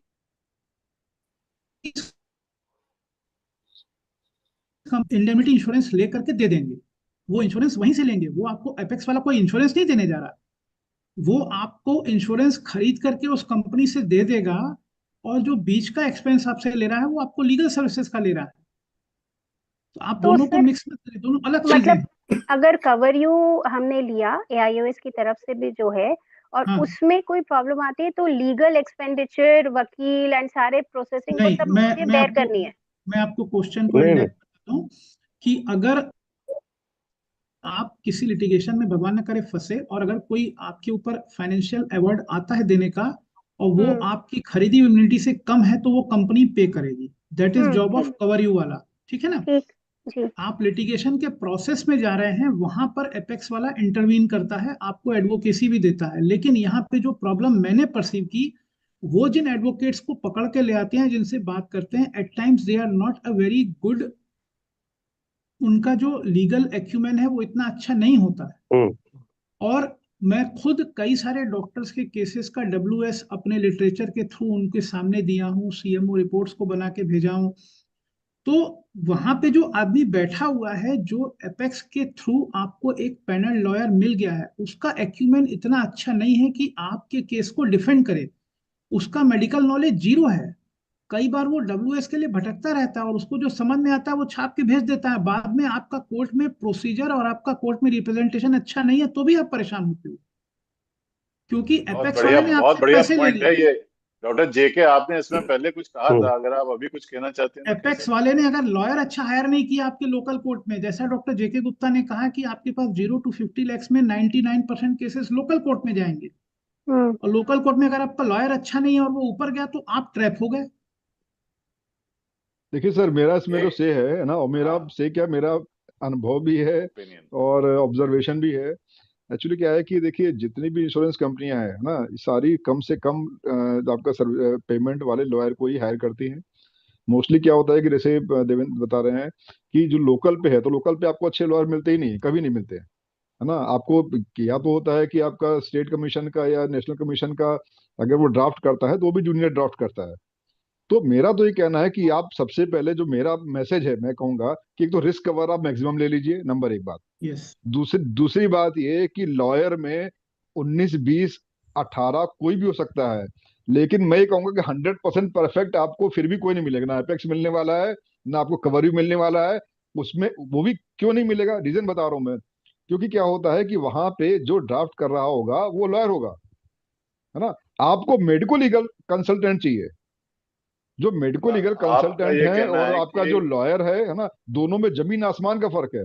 मैंने तो आपको बताऊं मैं कि मैंने NCDRC के, सुप्रीम कोर्ट के, मैंने उन वकीलों को फेस किया है, बाल बाल साहब बहुत अच्छी तरह जानते हैं, है ना, कि जिनको मेडिको लीगल नॉलेज के बारे में कई बार था कि मतलब 3 4 बार चेंज करना पड़ा, पेमेंट देने के बाद आपको चेंज करना पड़ा। आज की तारीख में ऐसी नौबत है कि लोग खुद ड्राफ्ट कर रहे हैं और वकीलों को दे रहे हैं कि हाँ आप रिप्रेजेंट कर दीजिए। तो मेडिको लीगल जो कंसल्टेंट हैं, आप उनके टच में रहिए, ज्यादा बेटर है। बाकी एक रिस्क वाला कुछ भी ले लीजिए। एक बार मैंने निधि मैडम, डॉक्टर निधि मैडम, एक बात समझ लीजिए कि एक नॉर्मल लॉयर के पास केस कैसा आएगा, कॉज कैसा आएगा? भाई चोरी का आएगा, मॉलेस्टेशन का आएगा, जमीन के विवाद का आएगा, और झगड़ा फसाद, ये एक्सटॉर्शन, इस तरह के केस आते। अभी ये बंदे को आप सडनली बोल लो भाई तुम नेग्लिजेंस का केस करो, और नेग्लिजेंस का भी होगा ना तो क्रिमिनल के बारे में बता देगा। सिविल नेग्लिजेंस तो उसके दिमाग के परे, दिमाग के परे। आप उसको समझाते समझ जिस ढंग से डॉक्टर जेके गुप्ता ने, आप तो बोर हो गए, उबासी लेके ठंडे हो गए लोग, मगर he told you this is the crux of the matter. अब बताओ, आप सब ज्ञानी लोग बैठे हो, आप बोर हो गए। वो मैं तो पढ़ाता हूँ यूनिवर्सिटी में, मैं जब ये नेग्लिजेंस का लेक्चर है तो आधे तो सो जाते, तो समझ बिल्कुल में सही नहीं कह आता क्या हो। रहे हैं। बहुत ही इंपॉर्टेंट जबकि बात हो रही है। हाँ, जब पढ़ती है तो तब चौकन्ना अब जब होता है। आदमी जानेगा नहीं, नेग्लिजेंस का एंड मालूम नहीं है, सर आपको बता रहे हैं 4 Ds आप फॉलो करो, हम इस तरह के नुस्खे देने के बावजूद भी लोग नहीं याद रख पाते। फिर भी अभी देवेंद्र सर ने इतना क्रिस्पीली बताया, मैं समझता हूँ कि वो बोरियत लगता है। और ये बोरियत का ही जो कारण है, क्योंकि हमारे सब्जेक्ट से मैच नहीं खाता। जब आपके सब्जेक्ट से आप खुद आपके जब केस बनता है ना, तो आप लॉयर से बनवाओगे ना, तो आपाधापी में, शॉर्टेज ऑफ टाइम में आप बोलो यार कुछ तो फाइल करना है, कर दो, क्योंकि 30 दिन या 45 दिन में फाइल करना है। तो जैसा भी बना है, कच्चा पक्का, एक बार फाइल तो कर दो, ऐसी उसमें नौबत डॉक्टर आ जाती है। उसमें डॉक्टर साहब, जो जो लॉयर होते हैं ये, इनफैक्ट वो आपसे ही गाइडेंस लेते हैं, और वो उसका एक तरीका होता है, एक कोई भी चीज अपील करना हो या उसका जवाब देना हो, तो उसी उसी तरीके से लिखा जाता है ऑन पेपर, जो डॉक्टर्स को नहीं पता रहता है। तो वकील का सिर्फ एक तरह से कहा जाए कि उतना सर ही आपको रोल बताऊं है मैं कि सर वो आपको बताऊं कायदे से मैं लिखे, वो कायदे से लिखे, और वही उसको पुट करता। आप बार बार उसके कांटेक्ट में रहते हैं वकील के, कि वो भैया ऐसा ऐसे ये है, इस बीमारी में ऐसे होता है, ऐसे होता है, ऐसे होता है, इसको आप समझ लीजिए, इसी को आपको जवाब लिखना है। तो हमेशा आप उसके बगल में बैठ के लिखवाते ही हैं, यही विनोद सर, तरीका है। विनोद सर मैं आपको बताऊं मैं कि आपका जो मेडिकल नेग्लिजेंस का केस का बिल्कुल सिनेरियो डिफरेंट है। जी आप लोकल तो छोड़ ही दीजिए कि आपका डिस्ट्रिक्ट कंज्यूमर फोरम का, मैं आपको सुप्रीम कोर्ट के वकीलों को बता रहा हूं मैं, सुप्रीम कोर्ट जी के जी वकीलों NCDRC का, है ना। उनका भी मेडिको लीगल का जो उनका क्या नाम है, जो उनकी नॉलेज है या जो ये कह रही है कि उनका एक्यूमेंट है ना, वो भी बहुत कम है। जी मैं बता रहा हूँ कि कानपुर में या बाकी जगहों पे केस लगे, है ना, इंश्योरेंस कंपनी का वकील ने लॉयर किया और लिमिटेशन का प्ली ही नहीं लिया डब्ल्यूएस में। सर लिमिटेशन उसके में बाद कोई मेडिको लीगल बात सर मैं नहीं बता है। दूं जेके सर, एक साहब, मिनट बता रहा हूँ जेके मैं साहब, सर मैं बता डॉक्टर रहा हूँ, लिमिटेशन का प्ली नहीं लिया। प्ली लेने के बाद आपका एनसीडीआरसी में केस गया, सुप्रीम कोर्ट का वकील और हाई कोर्ट का वकील, जिसकी 2.5-3 लाख फीस उन्होंने कम से कम दिया डॉक्टर साहब ने, और उनको लिमिटेशन का जब प्ली नहीं लिया तो उन्होंने कहा साहब अब तो लेट हो गया, ले ही नहीं सकते। तो जबकि तो मैं बता रहा हूँ आपको, सब जगह भांग पड़ी हुई है। एक्चुअली क्या है कि जो सबसे इंपॉर्टेंट रोल है वो है medico legal consultant. Medico legal consultant ये कुछ वैसा ही है कि जैसा नया इवॉल्वमेंट है, कि जैसे होता ना कि आपका मजेंटा कलर है और नए कलर है, नई चीज इवॉल्व होके आ रही है, सेम वही सेम चीज रही है। लॉयर कभी एक डॉक्टर नहीं हो सकता, डॉक्टर कभी लॉयर नहीं हो सकता, और दोनों भी मिला दीजिए तो मेडिको लीगल कंसल्टेंट बनने के लिए आपको दोनों पढ़ना पड़ेगा, दोनों पढ़, हाँ वही पे दोनों पढ़ना अगर वो पड़ेगा। बैठ मैं बता रहा करके हूँ सर, अब नहीं, अब लोकल लॉयर का तो भूल ही जाइए, मैं उनकी बात कर रहा हूँ, स्टेट का और नेशनल का। अभी मैं आपको बिल्कुल एक ट्रू एग्जांपल बता रहा हूँ कि आपका लखनऊ में एनसीडीआरसी एसडी स्टेट कमीशन में केस एडमिट हुआ, डायरेक्ट आरोपी का, आरोपी रेटिनोपैथी का ऑफ केस, प्रीमेच्योर। हाँ मैं बता रहा हूँ, रेटिनोपैथी प्रीमेच्योरिटी का केस एडमिट हुआ, और उस केस में ये था कि 15,000 उसने प्राइवेट मेडिकल कॉलेज में खर्च किए थे, और एडमिट हो गया। और एडमिट होने के बाद वहां पे लोगों ने डब्ल्यूएस भी फाइल करने की तैयारी में थे। अब पहली बात यह है कि आपका जो कंज्यूमर प्रोटेक्शन एक्ट है, तो उसमें 50 लाख से नीचे अगर है तो आपको डिस्ट्रिक्ट में जाएगा, तो स्टेट में कैसे एडमिट हो गया? तो जिसने केस फाइल किया उसको नहीं मालूम, कोर्ट में जो रजिस्ट्रार था उसको नहीं मालूम, उसने एडमिट कर लिया, और जो उस जो आपका मेडिकल कॉलेज के जो लॉयर थे, काउंसलर थे, उनको भी नहीं मालूम है। देखा। और बताऊं मैं सर कि उन्होंने एक थर्ड ओपिनियन ली, वो भी लखनऊ के ही लॉयर थे, है ना, तो वो कह रहे नहीं साहब ठीक एडमिट हुआ। फिर जब मेरे से बात किया, जो मेरे पास कानपुर में कागज लेके आए, तो मैंने बताया कि परेशान ना हो, ये केस या तो वहां से क्वैश होगा, ये अभी रिडायरेक्ट होगा कि आप जाइए डिस्ट्रिक्ट में। अल्टीमेटली केस वो क्वैश हो गया, जो हमारे कुलीगी पीडियाट्रिशियन है। तो बहुत तो बुरा हाल है, डॉक्टर इसलिए मेडिको लीगल देखिए, कंसल्टेंट की अपनी इंपॉर्टेंस है, और हम लोगों को ये है कि एक ग्रुप बनाना चाहिए, आपस में कम से कम ये हो जाए कि किसी भी कंपनी का केस हो, है ना, अगर उसका इंडिविजुअल केस है, किसी भी कंपनी केस है, जब तक मेडिको लीगल कंसल्टेंट से आप डिस्कस नहीं कर रहे हो, है ना कहीं आपकी चीजें मिस हो रही हैं, तो जो डॉक्टर कि आपके जेके, भारी पड़ेंगे। जी सर। सर एक अभी छोटी सी समझ बात में कह आ रहा रहा हूँ। है। हाँ बोलिए। सर आप तो लॉयर की बात कह रहे हैं, जितने सारे केसेस मेडिकल बोर्ड में जाते हैं, तो हमारे सीएमओ ऑफिस में हमारे कलीग होते हैं मेडिकल बोर्ड में, वो पिछले 15-20-25 साल से एडमिनिस्ट्रेटिव सर्विसेज दे रहे हैं, पेशेंट के ट्रीटमेंट से और पैथोलॉजी से और कोई मतलब ट्रीटमेंट नहीं के प्रोसेस से उनका मतलब नहीं है। कर ही नहीं रहेगा, तो सही बात। गोरखपुर में तो सीएमओ ऑफिस में जो मेडिकल बोर्ड बने, उनका डब्ल्यूएस बैठ करके सीएमओ ऑफिस को क्या रिप्लाई देना है मैंने बनाया है, और वो फिर उन्होंने अपने साइन से भेज दिया है।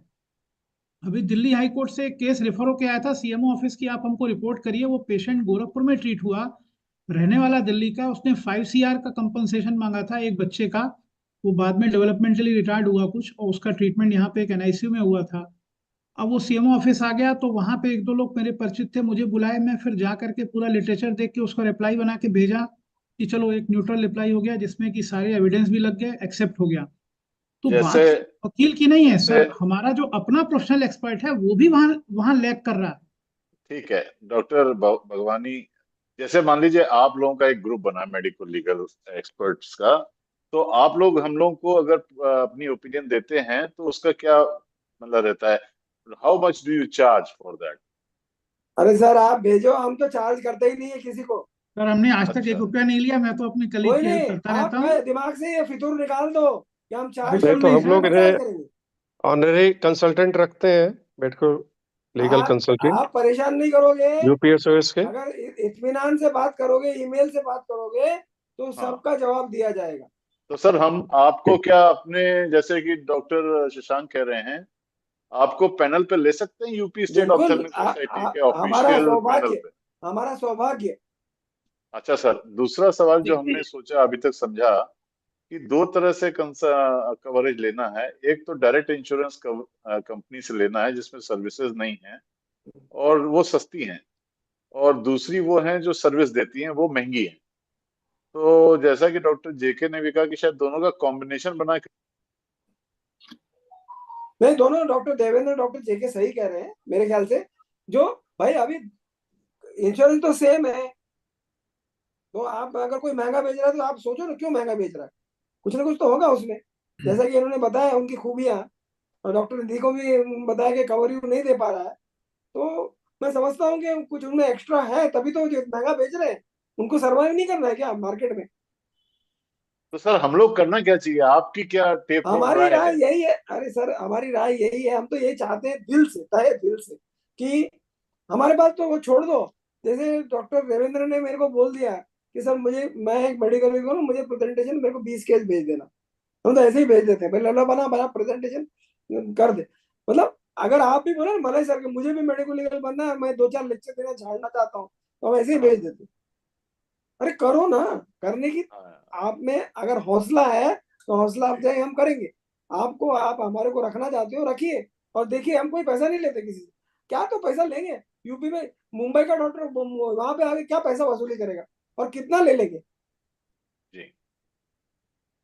थैंक यू तो सर, थैंक यू। तो मतलब बहुत आपने हम लोग का ये मतलब मान वर्धन किया। एक हमारे पास मैसेज आया है जिसमें लिखा है 1 doctor 4 to 5 indemnity each 25 lakhs। मैं बताऊं, शायद कोई हाँ, एडमिन। डॉक्टर अनिल श्रीवास्तव, गोरखपुर। हाँ, तो डॉक्टर अनिल श्रीवास्तव हैं अभी? हाँ हाँ, तो मेरा बोलिए क्वेश्चन भाई। है कि यदि हमको 1 करोड़ का इंडेमनिटी लेना है, तो 1 करोड़ का 1 इंडेमनिटी लें, या 25 लाख का 4 लें, या 50 लाख का 2 लें? अब जैसा मैं समझ रहा हूँ, अब 1 करोड़ का ले रहे हैं। अभी क्लैरिफिकेशन आ चुका है कि पहले ऐसा था 1 केस इन 1, ऐसा नहीं है। आपकी लिमिट खत्म नहीं हुई है तो आप दूसरे केस, तीसरे केस, चौथे केस के लिए भी ले सकते। 1:4 लिखने की जरूरत नहीं है। अगर आपने 1:4 लिखा तो आपके अगेंस्ट एक केस हुआ तो उसका आपको 25 लाख तक ही मिलेगा। मगर जब आपने नहीं लिखा स्पेसिफिकली, 1 करोड़ का लिया है, आपका केस 20 लाख का है, दूसरा केस आ गया, तो फिर 80 लाख का जो गैप है वो उसमें कवर होगा। लेकिन अभी वो बहुत ही बढ़िया। इंश्योरेंस, हाँ, एक पॉइंट है। ये पॉइंट हमने उनसे बोला था एपेक्स को।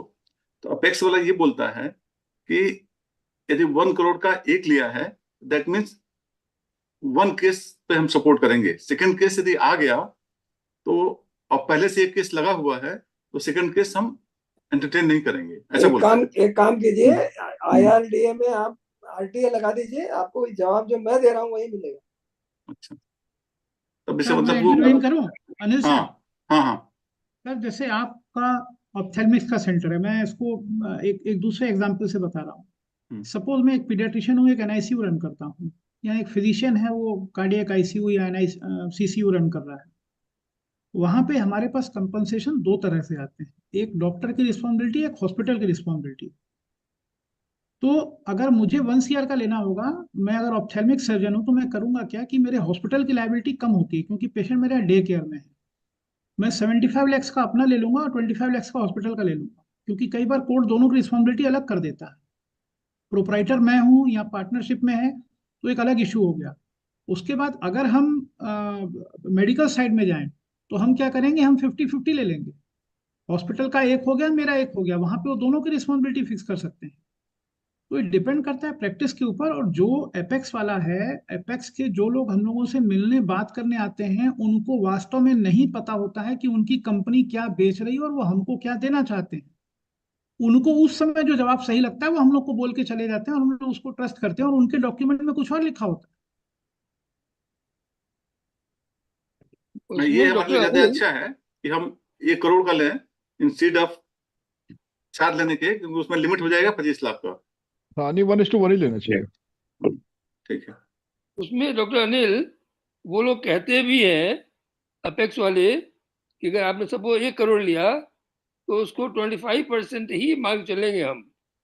मतलब कोई केस अगर देना हुआ तो हम उसको 25 ही लाख रुपए का वो करेंगे, बाकी हम आपका 3/4 रखे रहेंगे इन केस। साल भर में अगर आपका साल भर का है तो साल भर में हम आपको बाकी भी हमको उसी में देखना है, ये इन लोगों का कहना होता है। सर ये मेडिक्लेम की ये तो तरीके से है, सर ये मेडिक्लेम की तरीके से है कि आपका जितना आपका खत्म हो गया बाकी बचा हुआ है तो आपका वो कैरी फॉरवर्ड होता है या वो इस्तेमाल होता है, तो उसमें 1:1 लेना चाहिए। ठीक है। A very useful discussion, I think we had, and what I understood that we should have a combination of direct coverage and a service coverage.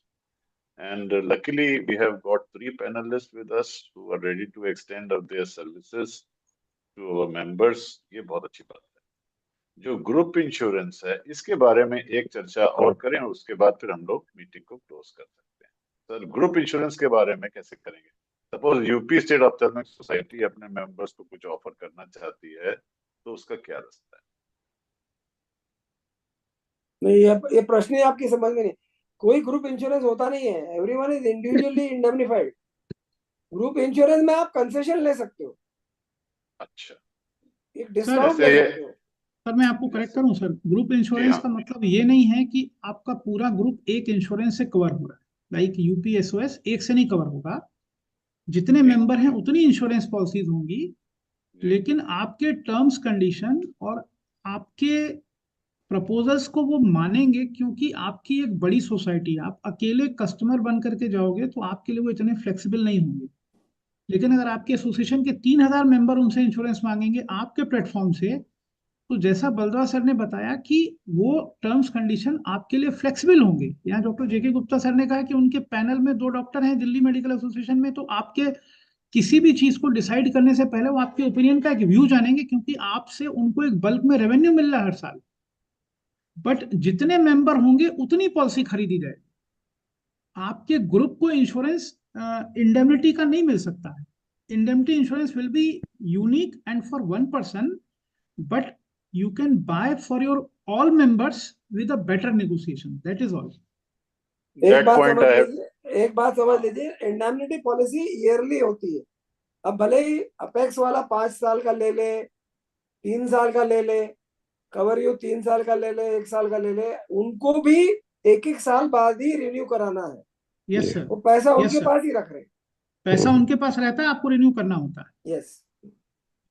उसका सर बेस्ट तरीका है, हम अपनी एसोसिएशन के अकाउंट में पैसे लें और अपने बैंक में इंस्ट्रक्शन दें, वो पैसे वहां ट्रांसफर हो जाएंगे, हमारी इशू जनरेट हो जाएगी, वो एक लेटर वर्कअप हो जाता है, बैंक से एसआई लग जाता है, आपके एसोसिएशन से पैसा सीधे उनके अकाउंट में गया, आपके यहाँ से एक मेल चला गया, वो उतनी इंश्योरेंस पॉलिसी आपके मेंबर के नाम से जनरेट करके आपके पास भेज देंगे एड्रेस पे। इसको हमें टेक्निकली मैनेज करना होता है अपनी एसोसिएशन के प्लेटफॉर्म पे। हम अपनी इंश्योरेंस कंपनी से एक आपस में एग्रीमेंट कर लेते हैं, हमारी एसोसिएशन के अकाउंट से सारे मेंबर के पैसे आ गए, हमने उनको भेज दिए, सारे मेंबर की बेसिक डिटेल उनके पास है, वो इंडेमनिटी इंश्योरेंस का एक लेटर जनरेट करेंगे और आप सबके एड्रेस पे भेज देंगे। नहीं, ऐसा भी जरूरी नहीं है कि आप क्या नाम एसोसिएशन के थ्रू पेमेंट करें, है ना, आप निगोशिएशन हम कह कर रहे हैं सकते हैं। अगर हम एसोसिएशन को जाते हैं तो आप नहीं one to one कर सकते हैं, एसोसिएशन से आप हायर कर सकते हैं, है ना, आप सर्विस कर सकते हैं, आप उनसे कांटेक्ट कर सकते हैं, आप कस्टमाइज कर सकते हैं, है ना। तो जैसे डीएमए ने किया था वही किया था दिल्ली मेडिकल एसोसिएशन ने, कि उन्होंने न्यू इंडिया से बात करके कस्टमाइज किया था, है ना, क्योंकि out of the court settlement और कहीं पे नहीं था, उन्हीं के पास था, है ना। तो आप एसोसिएट कर सकते हैं, बाकी पेमेंट आपको एसोसिएशन के थ्रू करने की जरूरत नहीं है ना। ये और वो बहुत अच्छी आपको बात है। और बाकी है कि वो ये इतना जरूर कहते हैं कि हाँ हमको मिनिमम इतने मेंबर मिल जाएंगे क्या, अगर वो इनका मिनिमम फिगर रहता है कि साहब हमको 50 मिल जाएंगे तो हम आपसे बात करें, तो एक तरीके का ग्रुप इंश्योरेंस ही है। अच्छा, दूसरी चीज ये कि आज की तारीख में कई सारी लाइजनिंग कंपनी है जो ग्रुप इंश्योरेंस का काम करती है। जैसे बताओ मैं कि आपका नोवा बेनिफिट एक है, निवा बुपा है उसका है, एक आपका पेज केयर है ना, पॉलिसी बाजार भी करती है। तो ये जो कंपनियां हैं ये ग्रुप इंश्योरेंस में आपका डील करती हैं और ये आपका लाइजनिंग का काम करती हैं।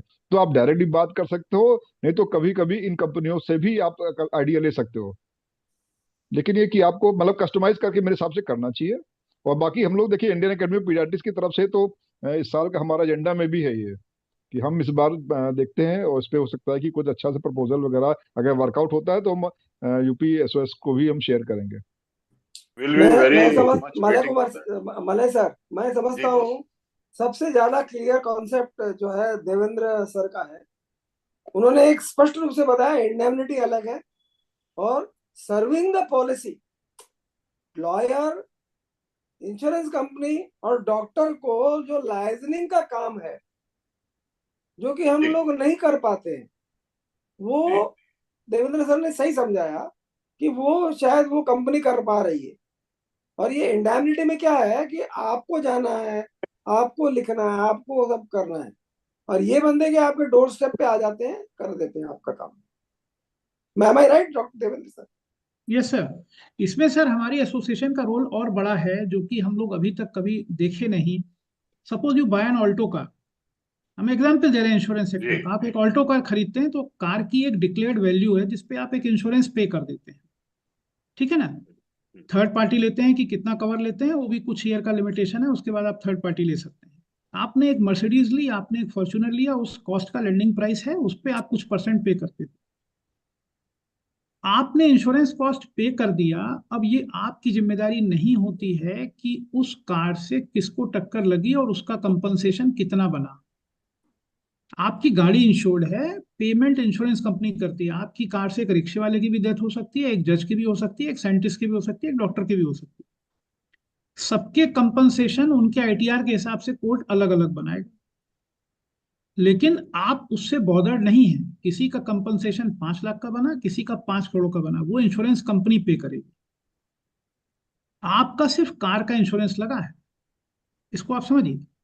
डॉक्टर के साथ ये चीज नहीं है। यह हमारी एसोसिएशंस को, गवर्नमेंट को रिप्रेजेंटेशन देना चाहिए कि हमारी अर्निंग का एक फिक्स बेसिक मिनिमम परसेंटेज आप लो और ये चक्कर खत्म करो। क्योंकि हम तो एक रिक्शे वाले की भी आंख ठीक करते हैं, जज की भी ठीक करते हैं, कॉम्प्लिकेशंस दोनों में बराबर है। आप हमसे अवार्ड लेते हो अलग अलग, यहाँ पे हम लैग कर रहे हैं। अपनी एसोसिएशन के थ्रू हमको ज्वाइंटली रिप्रेजेंट करना चाहिए कि यहाँ पे आप इंश्योरेंस में हमारे लिए बदलाव करो, क्योंकि दोनों जगह सफरर ह्यूमन बींग है। ये आपने थोड़ा कार, मुश्किल काम है, ये होना नहीं चाहिए बट ये नहीं थोड़ा नहीं, मुश्किल what काम Devendra sir what Devendra sir is talking, I in plain simple है। ये कह रहे हैं कि नो फॉल्ट कंपनसेशन होना। ये अभी कॉन्सेप्ट न्यूजीलैंड और स्वीडन में है कि एक अमाउंट आप दे रहे हो while buying an insurance, अगर पेशेंट की मौत हो जाती है तो एक $50,000 विल बी गिवन, डिसेबिलिटी हो जाती है $25,000 विल बी गिवन, और उसको चॉइस है कि he will not further pursue. If he wants to further pursue, then he will not get the immediate compensation. उसको चॉइस है। तो इसको बोलते हैं नो फॉल्ट कंपनसेशन। अभी instead of finding the fault, एक अपफ्रंट कंपनसेशन दे दो। डिसेबिलिटी में $25,000 और डेथ में $50,000। तो अपोजिट जो पार्टी, अफेक्टेड पार्टी है, वो सेटिस्फाइड है, वो मेडिकल काउंसिल को लिख के देगी कि हमको आगे कुछ करना ही नहीं है, मामला खत्म। ये इस तरह के इंश्योरेंस प्रोडक्ट्स आने चाहिए, IRDA को अप्रूव करना चाहिए।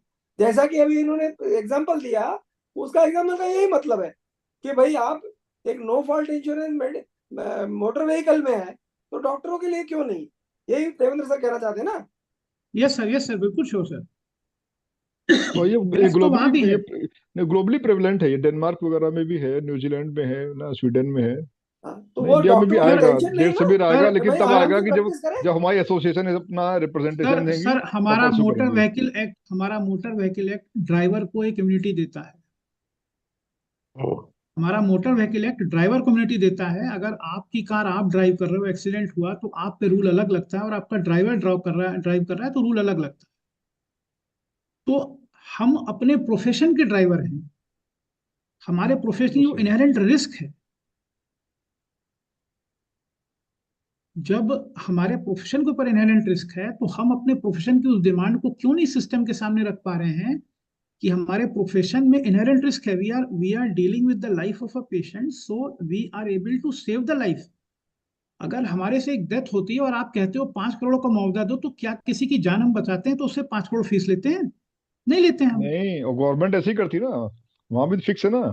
गवर्नमेंट में सर स्टेलाइजेशन फेल्योर होगा, उसका फिक्स है। गवर्नमेंट में अगर स्टेलाइजेशन में डेथ होता है, उसका फिक्स है। सर गवर्नमेंट फिक्स कर रखे हैं। सर जो वी आप हैव बता रहे हो फेल्ड। डॉक्टर, ना जिसमें सर, आप नहीं, ये जिसमें हमारा देवेंद्र सर फेलियर आप है। बता रहे देखिए, हो, इक्वालिटी की नहीं बात आती है लॉ में, नहीं नहीं, हम लोग जिसमें आप इसको बता रहे रिप्रेजेंट हो, नहीं कर पाए नहीं कभी। नहीं नहीं, जिसमें आप बता रहे हो गवर्नमेंट ऑलरेडी वो कर रही है ना। आपका जो गवर्नमेंट के प्रोसीजर्स हैं, डॉक्टर ना, कि जेके जैसे गुप्ता आपका he wants that thing to be applied to private doctors as well. हाँ, और ये क्या चाह सर, रहे नहीं तो हैं, उसके नहीं तो देवेंद्र उसके सर लिए सर ये हम चाह हम रहे लोग हैं। की एसोसिएशन सर आई में हमारा हम प्रोफेशन एक्चुअली तो क्या ना, सेम है, हमारा प्रोफेशन तो या सेम है। इनकी एनालॉजी एकदम मुझे सही लग रही है, देवेंद्र सर से आई 100% एग्री कि भाई जब आपके पास ड्राइविंग लाइसेंस नहीं है तो आप अलग मामला है, ड्राइविंग लाइसेंस अगर आपका है तो मोटर व्हीकल एक्सीडेंट एक्ट ही लगेगा, वो ट्राइब्यूनल में जाएगा और उसका जो भी है फिक्स है। तो आपके पास में जब डिग्री रजिस्ट्रेशन है तो फिर आपको where is the question of finding fault, negligence का कहाँ सवाल पैदा होता है? अरे ये मेरे जो साथ सर तो पॉइंट आप मेरा ये कह रहे कहना हैं ना, माना है सर, जी सर, आप I must include the university who has given me the degree. I must include the council who has provided me registration. भाई उन लोग वो भी उतना ही रेस्पॉन्सिबल है ना पेशेंट की डेथ में। हाँ, ये थोड़ा सा डिफिकल्ट है करना सोसाइटी में, नहीं बट नहीं, ये देवेंद्र करना सर के आसान लिए है। Food for thought food for for thought है, देवेंद्र सर ओनली। हाँ सर, फूड फॉर नहीं थॉट you है। should एक्चुअली क्या है include the sir, council which has given registration to me and degrees which have been given to me by university. They are equally responsible for manslaughter of that patient. ना? कि ये consumer तो forum हमारा में हमें legal, होना ही नहीं चाहिए था, कंज्यूमर फोरम में हमें होना ही नहीं चाहिए था, गलती तो वहीं से शुरू हो गई। अब आगे है तो हमारे इस चक्कर में इतनी सारी इंश्योरेंस कंपनी जो है उनका पेट भर रहा है, इतने सारे बोलते बोलते जा रहे ढेर सारे निकल रहा है सब, 8-10 तो हम लोग को 3-4 साल में दिख रहे हैं इतनी सारी वकीलों को इंश्योरेंस। कितना धंधा मिल गया है। क्या कितने को धंधा मिल गया, वकील साहब लोग जो है खोज रहे हैं, कोई जरा सा पेशेंट अनॉयड है, चल चल तुमको कंज्यूमर लोन दिखाते हैं। हम इन लोग बहाना मिल गए। अल्टीमेटली क्या जो कहते हैं है शशांक सर, अपनी मीटिंग को यहाँ पे क्लोज किया जाए क्या? नहीं नहीं, ठीक है, एनफ। मैं चाहता हूँ कि सर डॉक्टर राय सर हमारे सीनियर हैं और आप थैंक्स गिविंग करें सर। और डॉक्टर निधि, क्या आपको आपके सवाल का जवाब मिला था? I think she is not here. जी सर, नहीं sir, I am very much here and it was really very insightful talk today. हम लोग एज फीमेल बिल्कुल ही नहीं सोचते हैं कुछ ऐसा। मुझे मिला इसका आंसर, बट मैं ये चाहूंगी सर, जैसे आप बोल रहे हैं कि यूपीएसओएस की तरफ से कुछ इसको एक बड़े प्लेटफॉर्म पे लिया जाए ताकि सबको एक मास बेनिफिट उसका मिले। बढ़िया। ये आप अपने वी आर प्लानिंग यूपीएसओएस के किसी ग्रुप में आप हैं, व्हाट्सएप ग्रुप में? जी सर हूँ, मैं लखनऊ में बेस्ड हूँ सर। वो तो ठीक है, ये किसी व्हाट्सएप ग्रुप में है ना आप यूपीएसओएस के? जी तो उसमें अपने 1 2 3 इनपुट्स 4 डालिए आप। जी बिल्कुल सर, बिल्कुल। ये हेल्प करेगा हम लोगों को आगे के कार्यक्रम को और आगे बढ़ाने में। ठीक है, बहुत ही अच्छा आज का डिस्कशन रहा और किसी को नींद वूद तो नहीं है, मैंने तो किसी को उबासी लेते हुए नहीं देखा। सभी लोग ध्यान से सुन रहे थे और डॉक्टर अनिल ने अच्छा प्रश्न किया, ये भी डॉक्टर निधि ने बढ़िया प्रश्न किया। तो ऐसा नहीं है कि कोई सो रहा था, सब लोग जगे हुए थे और ध्यान से सुन रहे थे। तो दूसरी चीज ये कि हम सभी को, आप तीनों लोगों को ढेर सारा धन्यवाद देना चाहते हैं, वास्तव में बहुत अच्छी इंफॉर्मेशन दी है। डॉक्टर देवेंद्र का जो सुझाव था वो काबिल तारीफ, बहुत ही अच्छी बात है जो इन्होंने सुझाव दिया। हो सकता है कि आगे आने वाले समय में इसकी चर्चा हो और हम लोग कामयाब ही हो जाएं। और बाकी तो प्रैक्टिकल जो भी है वो आप लोगों ने दिया ही हम लोग को, इसका हम लोग जो है ध्यान रखेंगे, चाहे वो कंसेंट की बात हो, चाहे वो क्योंकि अपने को बचा के रखना है, बच के रहना है। बहुत बहुत धन्यवाद आप सभी को, तीनों लोगों को और सारे listener. Thank you sir, good night sir. Good night everybody. Let's close the meeting now. बिल्कुल। The recording has stopped.